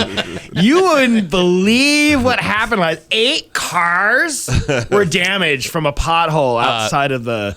Reporter Matt Price is out by the Monkey Building, by the Monkey Wrench Building. Matt, what's going on there today? It's really bad out here. This car is just for death and destruction. Oh my God, the humanity! We joke because we love. We Can do. we just say We that? do. We joke because we love. And we make fun of everybody equally. I think they're great. Yeah, and then I think they're good too. They're probably going, "Oh my God, the old men on that radio station are talking about us again." Oh. You know, you're old enough to be my great-grandfather. This is so cringe. I need to get out of here now. First of all, I think it's funny. You're like the old men on the radio, and they're like, "What's a radio?" Yeah, what's is that like a Spotify, but it's on all the time? Do you have a podcast? Do you have a podcast I can listen to? Are you on TikTok? Are you on Snap? Add me on Snap. I'll give you all the details of the story. Oh my God, we saw a police tape. There was an evidence marker. And then we heard that somebody else heard that there was some gunshots that went off in this area. Yeah, I'm kind of surprised, based on the age of the audience. Yeah. How many younger viewers they would get if they did the news with Snap filters. Yes, with a little big doggy face. With a big face. Every time they open their mouth, the tongue sticks out. Well, they got that a big squished up the face that the kids love. That would be hilarious. Yeah, you could do the old man filter when you go to the weather. Right. Like a John Quill. Yeah, or the one that's the filter that makes you look like you're crying. They could do that during really sad and tragic stories. But in your fluff pieces, you could have your dog face. Oh my God, I am not doing that voice changing thing. That is just so cringe. That is so 2025. Oh my God. I'm talking about earlier in the year. Did you hear about that guy that was arrested last night? He was so sus. He was so sus. So sus. It's like, oh my God, did you see all the creepy things he was doing? And then he was like let back out on the street like the next day. And then like the mayor's all crying about it. And I'm just like, oh my God, like I feel the same way. Like, why are they letting these violent offenders back out on the street? Today's show's coming up next, 6-7. Yeah, 6-7. That's the Yeah, other. we'll be on the air between 6 and 7 a.m. 6-7 news. My daughter always says they go eat. Eat? They're like, oh my God, like, she see that outfit? She totally ate. What does that mean? Like, ate is like a good thing. Yeah. Like, or you're eating right now. Like, it's like. All right. That's it. That's now the new thing. Yeah, like you ate. Oh my God, do you have the deets? That's what somebody wrote in on the Route 10 Tara listener line. What happened? What was that big explosion that we heard the other night? We need some deets in the explosion. What was going on with that? Hit me up with the deets on the Route 10 Tire listener line. So we heard there was something going on in downtown Springfield, and we called Ryan Walsh, and he's like, my best friend's sister's boyfriend's girlfriend heard from this guy who's dating this girl that somebody got shot outside of 31 Main Street last night. I guess it's pretty serious. You know, that old man, Ryan Walsh, used to work in news, used to work in this building. Who knew? Oh my God, why doesn't he like just give up? Like, he needs to go on to something else. Yeah, come on, Grandpa. How about with a little bit of information from the police? Oh God, this is totally going to ruin my vibe for the rest of the day. Western Mass News, everybody. Western Mass News. It's 7:58 with Bax and Nagle, the Rock 102.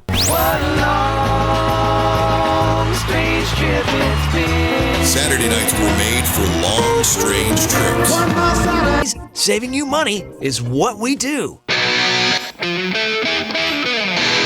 And now, Bax's View from the Couch. Brought to you by Rocky's Ace Hardware with Scott's 4-Step. 4 easy steps to an awesome lawn. Hey, good morning, sports fans. How the heck are you? Well, folks, it's hard to believe, but tomorrow is opening day in Major League Baseball. Exciting stuff, huh? You bet.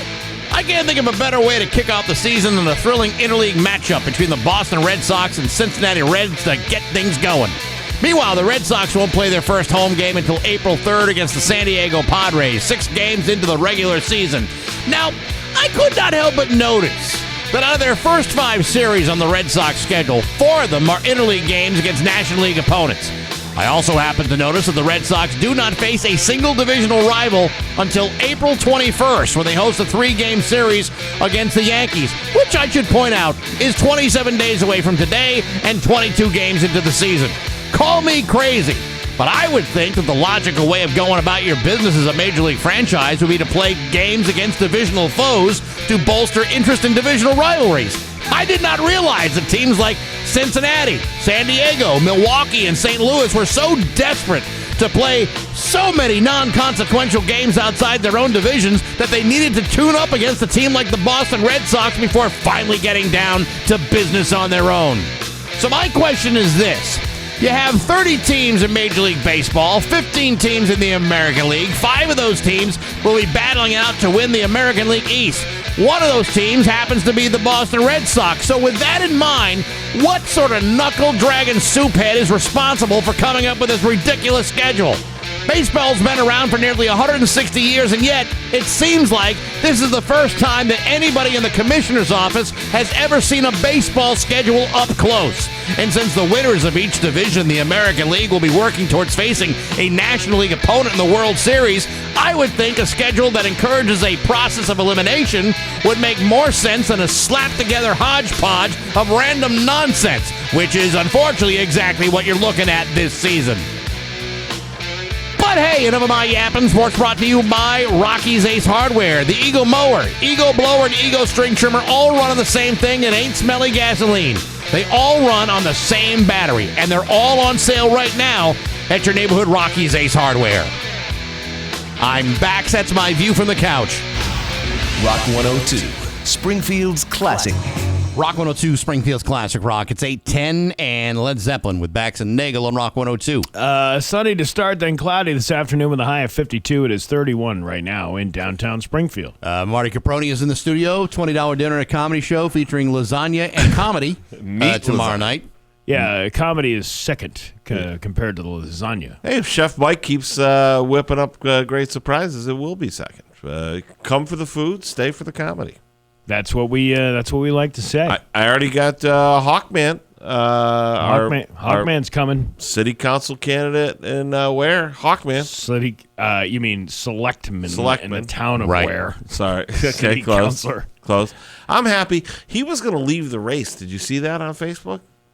Yes. We saw the drama unfold about somebody faking a Facebook post and saying some nasty stuff about him, but he's back in, baby. And he's not giving up. And good for him to not get bullied out of the race. That's right. You know? So anyway, what else is going on in the world? Oh, so I got one for you. Bax, I got a great one for you. Yes. I can't keep these headphones on. The buzzing's too much. Sunday night, Steve and I did a show in upstate New York, and I said to Steve, he drove, so being the gentleman I am, I said, I'll buy you some dinner. And the show had, at the brewery that we're at, in the same plaza, there was a Mexican place. Okay. So we went in, and I said, well, I want to eat kind of light, but we'll get some. So I got gringo tacos, which literally translates to white guy tacos. Yeah. And and a side of rice. And Steve ordered something that he couldn't even pronounce to the lady. It was like I'm looking. I don't even know what it was. I don't What was even the know name? I don't remember the name. I just remember it was some sort of sandwich. They showed a picture of it, and they had on this particular one they had like pulled pork or something like that, right? So you can order any number of meats. Well, him and I kind of talked about this a little bit yesterday. Okay. Yeah. You can order any number of meats, and and then it was the Spanish word for it, and then it was the English in the parentheses. It was the English word for it. Okay. So they say pollo, chicken, right? So okay, and then they go down the list. And chorizo, chorizo is like a spicy sausage, right? Yeah. And then there was one that said sausage. And whatever the word was for it, it said sausage. I'm like, all right, well, I'm going to try a sausage sandwich from this Mexican place. I'm interested to try it. The sandwich arrives to the table, and it's basically a panini, lettuce, tomato, onions, and mayonnaise with a hot dog on it. That's all sliced up and thrown on this panini bread. It still sounds delicious. Yeah. So the best part is where he's sitting there with his Mexican hot dog sandwich, and it had refried beans on it. He goes, too. I can't. It's a hot dog. And then he's putting salsa on it. Yeah. I go, you're doing nothing more than putting ketchup on a hot dog. Yes, but it's Mexican style. You have to. It's like being when in Rome. Yeah, do right. as the Romans do when you're in a Mexican restaurant in a strip mall. And yeah, but I mean, there's more to a salsa than there is to a ketchup. I mean, you got not the much cilantros and tomato stuff like that. base. Tomato base is not ketchup. So then we have a whole argument now, still ongoing, whether salsa on belongs whatever on a the hot Spanish name is for sausage, yeah, for a hot dog. What was the name of the is brewery? same What was the as name? ketchup on a hot dog. What was the name of the brewery we were at? The Other One Brewing. Yeah, I think. I'm going to find out what the name of the restaurant is because I want to see if they have a menu on there that I can look at. Did you order off the kids menu? No. You might as I mean, well. that sounds like the kind of something that would show up on a kids menu. So now we're arguing, right? So of course, no one on the staff probably speaks English, so no one knows what's going on except for the two of us going back and forth, and which seems to be a thing that happens when we go out to eat now. We just argue about food, and then I'm going, "You're putting salsa on it. It's the same thing as a cat." He goes, "No, this is because it's sausage," and then he opens the sandwich and pulls it out. It's a hot dog. It's literally a hot dog. Like it's multiple hot dogs cut up. Yeah. It wasn't even cut up. It was like a hot dog. And I go, that is a hot dog. That is ketchup. Yeah. Mexican ketchup. Yeah, Mexican ketchup. You're completely right. You're I'm doing, completely you're right. wrong. You're absolutely wrong is what you are. But I'm trying to find out where this. Let me see. Choose starting He's got point. mayonnaise all over his face. Oh, yeah. And everything.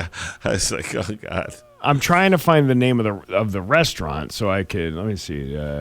Oh yeah, here it is. Me Mexico. What did I just see it? Mean Mexico. Me Mexico Lindo. Okay. Okay. Me Mexico Lindo in Half Moon, New York, by the way. That's where we were. Okay.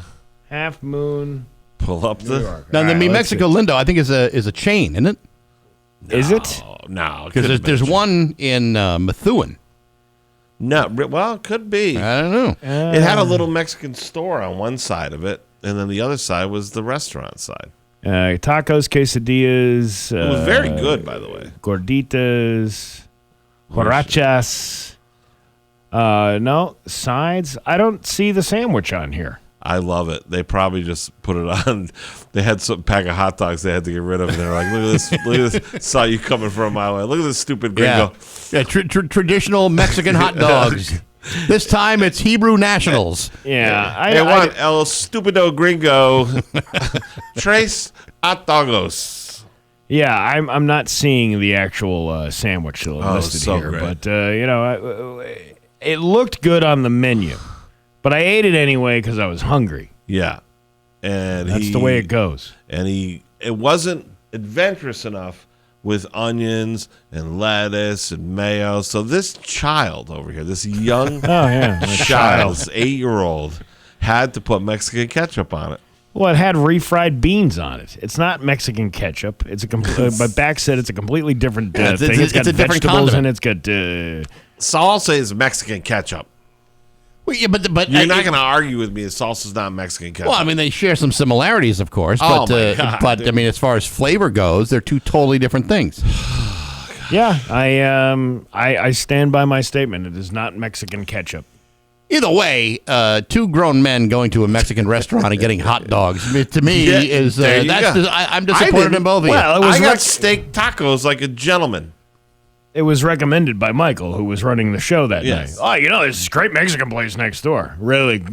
Now I know what your definition of great is versus. It was a well, good the place. next time you It was go, all right. It wasn't. The next time you go, get something different. Right. Something that maybe is a little bit more traditional. Yeah.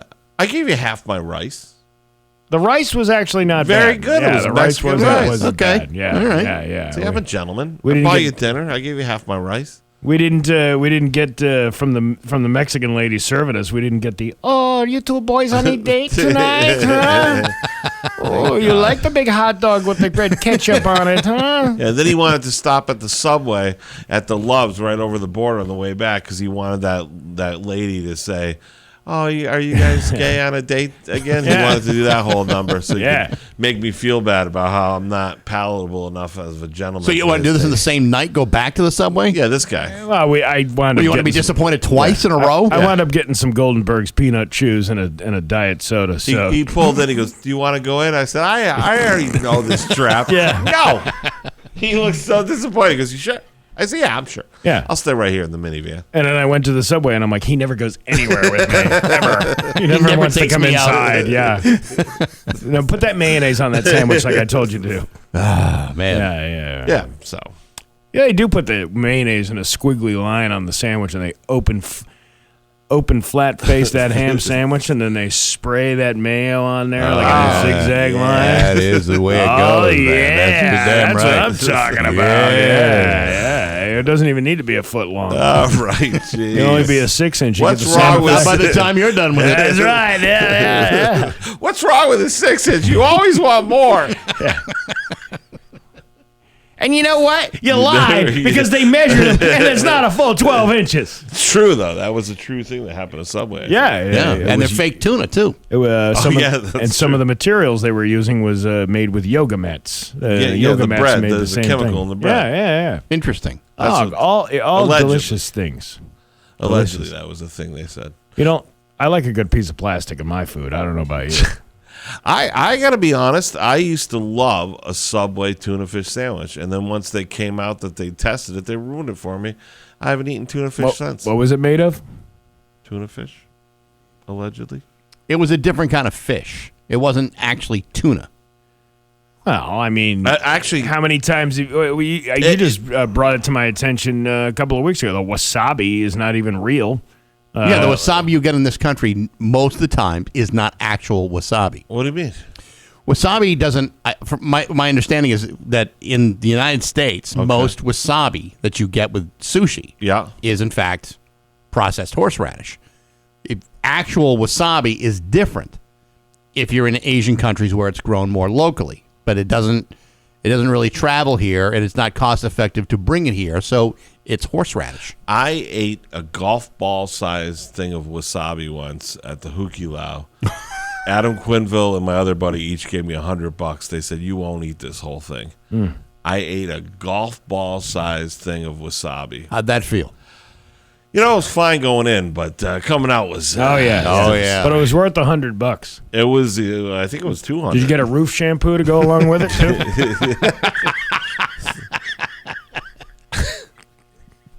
That's the only way it would have been worth it. Yeah, that's right. $100 and a roof shampoo. I wonder how they shampoo your roof. Well, they start at the roots and then said- work their way I to was the sad. end. I and wonder then if somebody condition gets it up there with their afterwards. fingers and Wash, they like rub. They rinse, rub. and repeat. Yeah, that's how you do it. How do you not know this, Marty? Didn't you ever see the guy on the Adam Quinville commercial with the big power washer? He's got like a rotating power washer thing, and he washes the roof off. I wonder if you can. He combs it out with some Barbasol. Yeah. I wonder if you can go the full package and get like a dye job. You know, I want my roof to be a redhead now.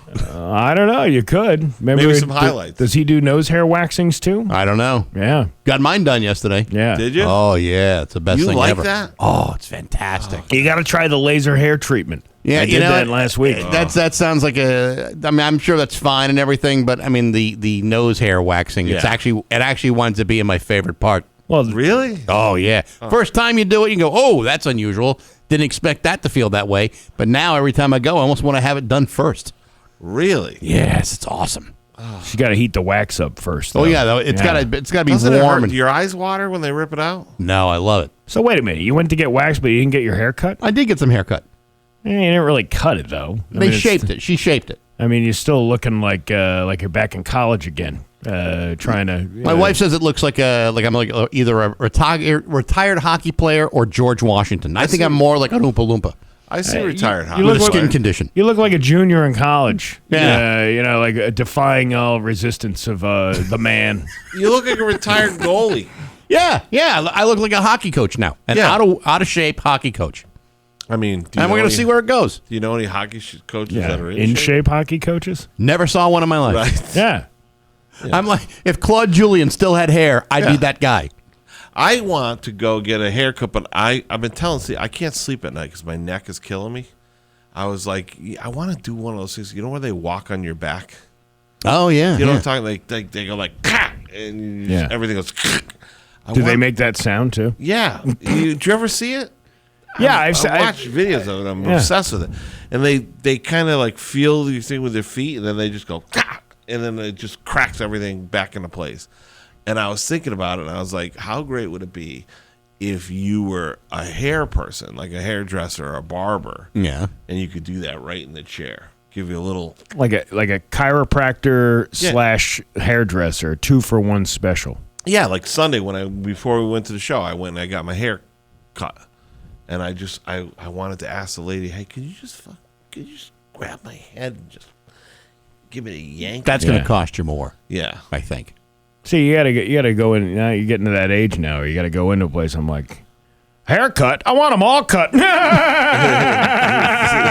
I right? Am I right? Am I right? Am I right? Am I right? Am I right? It's 8:24 on Rock 102. Mobile.com. It's 8:27 with Bax and Nagle on Rock 102. Gonna be sunny to start, then cloudy this afternoon with a high of 52. It's 31 in downtown Springfield. A little bit later on this hour, we're going to be talking to Tina Valenti, the former lead singer of Aquanet, got a brand new band. And Aquanet. Angels Fury is the name of the new band, and actually they're playing at the Garage this weekend. Yeah, at the Shortstop. Yeah. Yeah, so that's giant venue in there. Big venue. This is their debut show. Everyone's excited about it, and we'll be talking to Tina a little bit later on this hour. Somebody said I accidentally ordered off the kids menu at that Mexican restaurant. That's what I think. Yeah, I don't know. That makes a lot of sense. How you put ketchup on it like a child. But there is no kids menu. I don't even see this on the. And this is the place that we went to. I don't even see it on the menu, the sandwich. It's weird. Maybe it was like one of those last-minute special additions to the menu. I agree with them that you probably ordered off the kids menu. Maybe. Yeah, that could be. Perhaps. Oh, well. What you going to do? Nothing. We're not doing nothing. You know what you can do? What? Go to the Shortstop tomorrow night for $20, dinner and a comedy There show. you could Very do good. that. Some Yeah. lasagna. Who doesn't love lasagna? Yeah. If you don't like lasagna, you're just a big jerk. You really kind of are. Yeah, it's like, I don't want to eat lasagna. That's disgusting. Like, well, you know what? I don't want you. I don't want you there. I don't want to have anything to do with you. Like I said, we had to specify that it was meat lasagna. I don't know why. Who makes Somebody wrote, is this meat lasagna? It goes without saying lasagnas with meat unless you say vegetarian lasagna. People make vegetable lasagna. I mean, that's a thing. It's delicious, but Yeah, I mean, it's a thing. But you when you go to get chili, right? Yeah.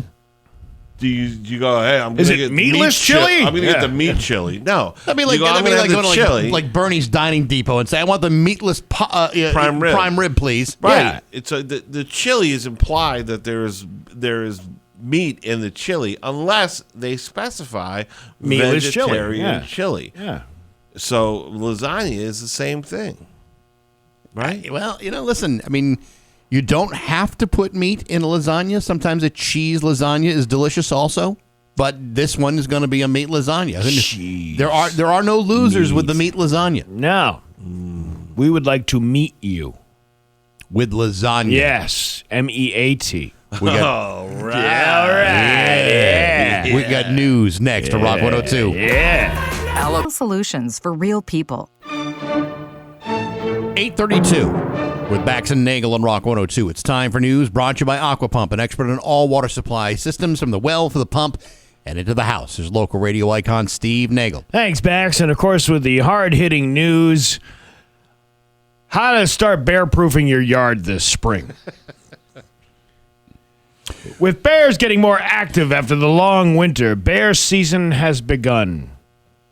So, you could be getting some unexpected guests very soon. Mm-hmm. Now, wildlife experts say now is the time to bear-proof your yard.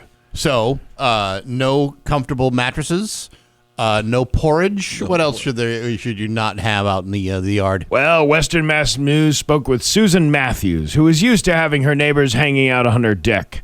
However, the other night, she got a very unexpected guest. On Saturday night, her Ring camera caught footage the moment a black bear wandered onto her deck. I couldn't believe it. First of all, because they were always kind of like hanging out down there. But to have one come up on the deck and just kind of march around, take a little inventory of everything, that was different. Well, maybe you shouldn't have left that picnic basket out there on the front stoop. Matthews has lived in West Springfield for 40 years, and her new Ring camera captured a moment she will not forget. I was really in awe of the color of his nose because it was the most beautiful brown golden color. It was just very pretty bear. I'm not one to get out and see nature as much as other people who might have had other encounters. So this was really something different for me, and I really appreciated it. If I had a Mexican hot dog right now, I'd throw it right in his face. I'd throw it right at Still, Matthews wanted to know, if she came across a bear on her deck again, what should you do? Well, you wipe it off. That's what you do. Western Mass News got some advice from Agawam Animal Control Officer Allison Strong, who says it's best to make your presence known. I think if you came across a bear, you would make your presence known. I think the bear would be very surprised to see that. Well, Yogi, the ranger ain't going to like that. I didn't like that at all, boo-boo. Yeah, Allison Strong from the Agawam Animal Control. I'll usually clap my hands, yell at the bear, wave my hands, and they'll have tendency to move on. I think everything you need to know about trying to get rid of a bear is to review the Julie Tremble video, right? Which tells you everything you need to know about how to avert a bear attack. The one she got fired for, I believe. Yeah, because believe it or not, some people didn't take her seriously, and yet, how many people died from bear attacks for not seeing that video? I know. It's got to be ones of people this decade that have died from bear attacks. She goes on to say that bears have a reason to be protective of food for their young. They want nothing to do with humans. A lie. Well, then why do they come so close? Why are they coming out lounging on the deck? They want nothing to do with humans, but here they are. You see them. You see those bear videos. They're swimming in pools, hanging with movie stars. I've had a few Have guys. a black bear gold and Texas tea. I've had a few guys after shows tell me I'm a bear, and they seem to want to hang out with me. Yeah. Well, again, I don't know if waving my arms in the air would avoid contact with you, but you never know. On the other hand, I'm sure we all remember Captain Kangaroo and the dancing bear, and then of course there was Mr. Green Jeans. Mr. Moose and all the ping pong balls. Yeah, that was a very interesting human bear interaction that lasted for many, many years. Like they were best of friends. Oh, really? Mm-hmm. Is it? What is it? What was the name of it? Would you try to pet Captain a bear? Kangaroo? Okay, Captain Kangaroo. Kangaroo. Would you try to pet a bear if you saw one? Well, I mean, no. No, you're not supposed to touch them. I know, but I feel like I'd try. Yeah, I They wouldn't look like recommend. big dogs to me. They just like a big. But friendly dog. that attitude, you'd be like one of those dopes that goes into like the lion's den at a zoo somewhere, and then all of a sudden you get disemboweled right there in front of the children. Yeah, look at what was those two guys out in Las Vegas with the tiger? Siegfried and Roy. Siegfried and Roy. All those years with that same tiger, and then one day, bam. Well, they were mean to the tiger. They would whip the tiger. But I mean, I'd go out in the yard with an apple if it was a small black bear, and I would try to pet it and give it an apple. Apple? What is it? He probably swat the apple out of your hand and says, "Apples? I don't want apples. Give me some picnic baskets and some porridge." I had the black bear in my yard eating the trash. My kid put the trash outside. Right. That was like, we don't do this anymore. Anytime the trash got full, I was like, just put it right outside on the deck. I'll be home in a little bit, and I'll take it and I'll put it in the garage and put it in the receptacle.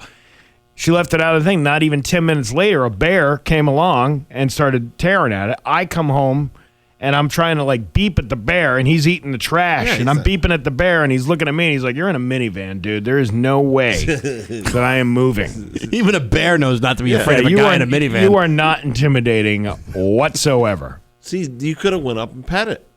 No, I don't want to pet the bear. The bear will kill you. I didn't say poke it. I said pet it. Whether you poke or pet or whatever, I think anytime you come across a bear, you run the risk of being swiped by his gigantic bear paws. Maybe. The big giant bear paws. That's it. And then meanwhile, you get Sloan Wick over at Western Mass News. I will choose the bear every time. Other tips include putting your trash out for the morning collection, not the night before. Add bells to your shoelaces for those early or late night walks. Get out of here. I'm not going to put bells on my shoes. Bells Your on my neighbors shoes. love that. Oh, is it Tinkerbell running around the neighborhood again? Hey. Ding-a-ling-a-ling-a-ling-a-ling-a-ling-a-ling. And then the bear's like, "Oh my God, there's a human coming." Someone ringing a dinner bell? That sounds delicious. Yeah, I know. Yeah, there you go. Put your bird feeders away and offer bird baths or nesting material instead. Oh, now I got to turn my yard into a spa because the bears are ruining everything for us. Now you've pissed off all the birds. Yeah. Oh, I'm sorry. I didn't realize I was opening a massage place for the birds. This is how I know I'm getting old. I like bird watching now. My brother has a bird feeder on his back deck, and I used to make fun of him for it. And now I go over there. My sister-in-law's got pictures of all the different kinds of birds, and I watch the birds. You should talk to Mary Ann across the hall after the show today. Have a bird feeder? She goes and takes pictures of the birds, and she can recognize. She was recognizing birds at the old building. My wife's got an app on her phone that records whatever is going on in nature, and it will identify all the birds that are outside at any one given time. It's actually a pretty cool app. Right. I'm getting something happens. Yeah. When you get to my age, where you want an RV, and you get into bird watching, and you start collecting sports cards again. I don't know. It's just something that happens. I am surprised we didn't lead with this. What? The story about the birds. Because, I mean, there was a certain ornithological piece that was written about something that is should be known to all of Western Massachusetts. Well, I'm surprised nobody's heard. Well, I don't know if you're aware of this, Steve. Yeah. We could talk about all you want, but everybody's heard about the bird. Well, everybody's heard about the bird. A bird is a word. A bird is a word. A bird is a word. A bird is a word. It's going to be cloudy today with a high of 52. It's 31 in downtown Springfield. I'm Steve Nagle, and that's Ornithological Watch on Rock 102. Yeah! EV Squared is certified to Springfield's Classic Rock. It's 8:48 and Soundgarden with Bax and Nagle on Rock 102. It is going to be sunny to start, then cloudy today with a high of 52. It's 31 in downtown Springfield. We have got an interview we're going to be doing here. Yes, we do. Tina Valenti, who used to sing, she used to be the lead singer for Aquanet. Actually, it's Aquanet. Well, not according to 22 News. It's Aquanet. And the band Brian Damage. Yeah, Brian. Yes, it was Brian Damage. Brian Damage and Aquanet. And Trailer Trush. I don't remember. Anyway, either way. She pronounced trailer trash, but stumbled over it like trailer trash. Trailer trash. I got struck by lightning 36 times in the head. Anyway, Tina Valenti is on the phone with us. She's got a brand new band, Angels Fury, coming to the Shortstop this weekend. Good morning, Tina. How are you? I'm good. How are you guys? It's great to hear from you. It's great to hear from you. Now, tell us, how long have you been with Angels Fury now? Well, Angels Fury was a project that got started on the down low last year. Just sort of a project that I started building probably late summer, early fall. But we've been actively rehearsing since we got our full lineup together in January. And first official show is this Saturday, so super excited. So nervous but excited. And this Saturday is at the garage at the Shortstop in Westfield. It's the first one. So if, people remember, you certainly remember you with the previous band, the band that we will not mention all that often. But I mean, as far as this band goes, what kind of music can people expect? This is very similar. So as we go down the road, obviously when we have more time to build the project together, I'm sure we'll venture out. Some of the songs will be carried over from the previous band, just at least for now, for the popularity of it and, being a really major request. And also we just wanted to get songs together quickly so we could have, a really rockin' list. But what we did with this one is, for years and years performing bands that I absolutely love, that I grew up obsessing over, but kind of pigeonholing in the same few songs, we tried to take a lot of those bands and just pick maybe a different selection that isn't heard as much, but is still super, well-known and popular. If that makes any sense, sort of like, I don't want to say second or third place, but maybe the one you wouldn't expect to come out of the gate right away. So it's similar music, but we're actually writing tunes as well. And that is so exciting for me because this is new. I mean, I don't really want to say how old I am, but let's just say I've had a lot of time to do it and haven't done it yet. So I'm really glad.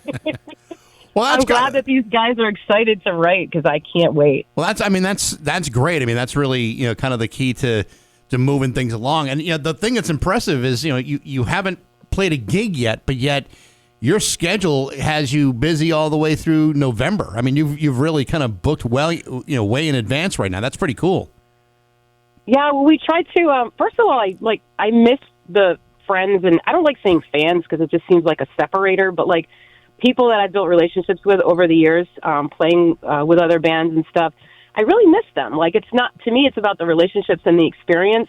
So as soon as we had a chance to really feel comfortable about releasing the band name and had a full commitment from everybody, we got that social media thing going so that we could start connecting with people again and keeping them engaged. And just honestly, at first, it was just fun conversations, and fun posts and everything. And then it just kind of went from there. It's that ripple effect, and it's amazing to me. I'm so excited. And from what I understand, the garage at the Shortstop, which I know for a fact is this huge venue that they got going over at that place, a great place to see some music. It's sold out, isn't it? So what I was told is yes. So there was an allotted amount of pre-sales. Yeah. I think it was 300, and those are sold. I do believe that there are some available at the door. It's definitely not that many. But we were told it's going to be like a nightclub. They're going to be turning away people. You can have 3 go out, then 3 more can come in. Kind of deal. It's very much like the Studio 54 of Westfield. Oh my gosh. Well, I mean, I don't want to get ahead of myself, but if that does happen, I will apologize in advance to anyone who shows up. But listen, nobody's doing nose beers off the table that they served the dinner at the $20 dinner and a comedy show 2 nights previously. So I mean, that may be later on in the schedule, but that's not going to happen here on Saturday. Hey, you know what? At this point, I'm just so excited to get on the stage again. And, it's going to be hard not to get overwhelmed because music to me is, it's so personal. Even if I'm not playing my own music, it's this type of music got me through a lot of not great times. And so when I sing it, I kind of lose my mind sometimes on stage because it's just coming from my feet, really. Like, it comes all the way through me. And I miss sharing that with people. And my favorite thing is seeing the looks in people's eyes. Like, when you know that you locked in, that you either singing something that they connect with, or it brings back a memory, or is helping them get through a really crappy week or day.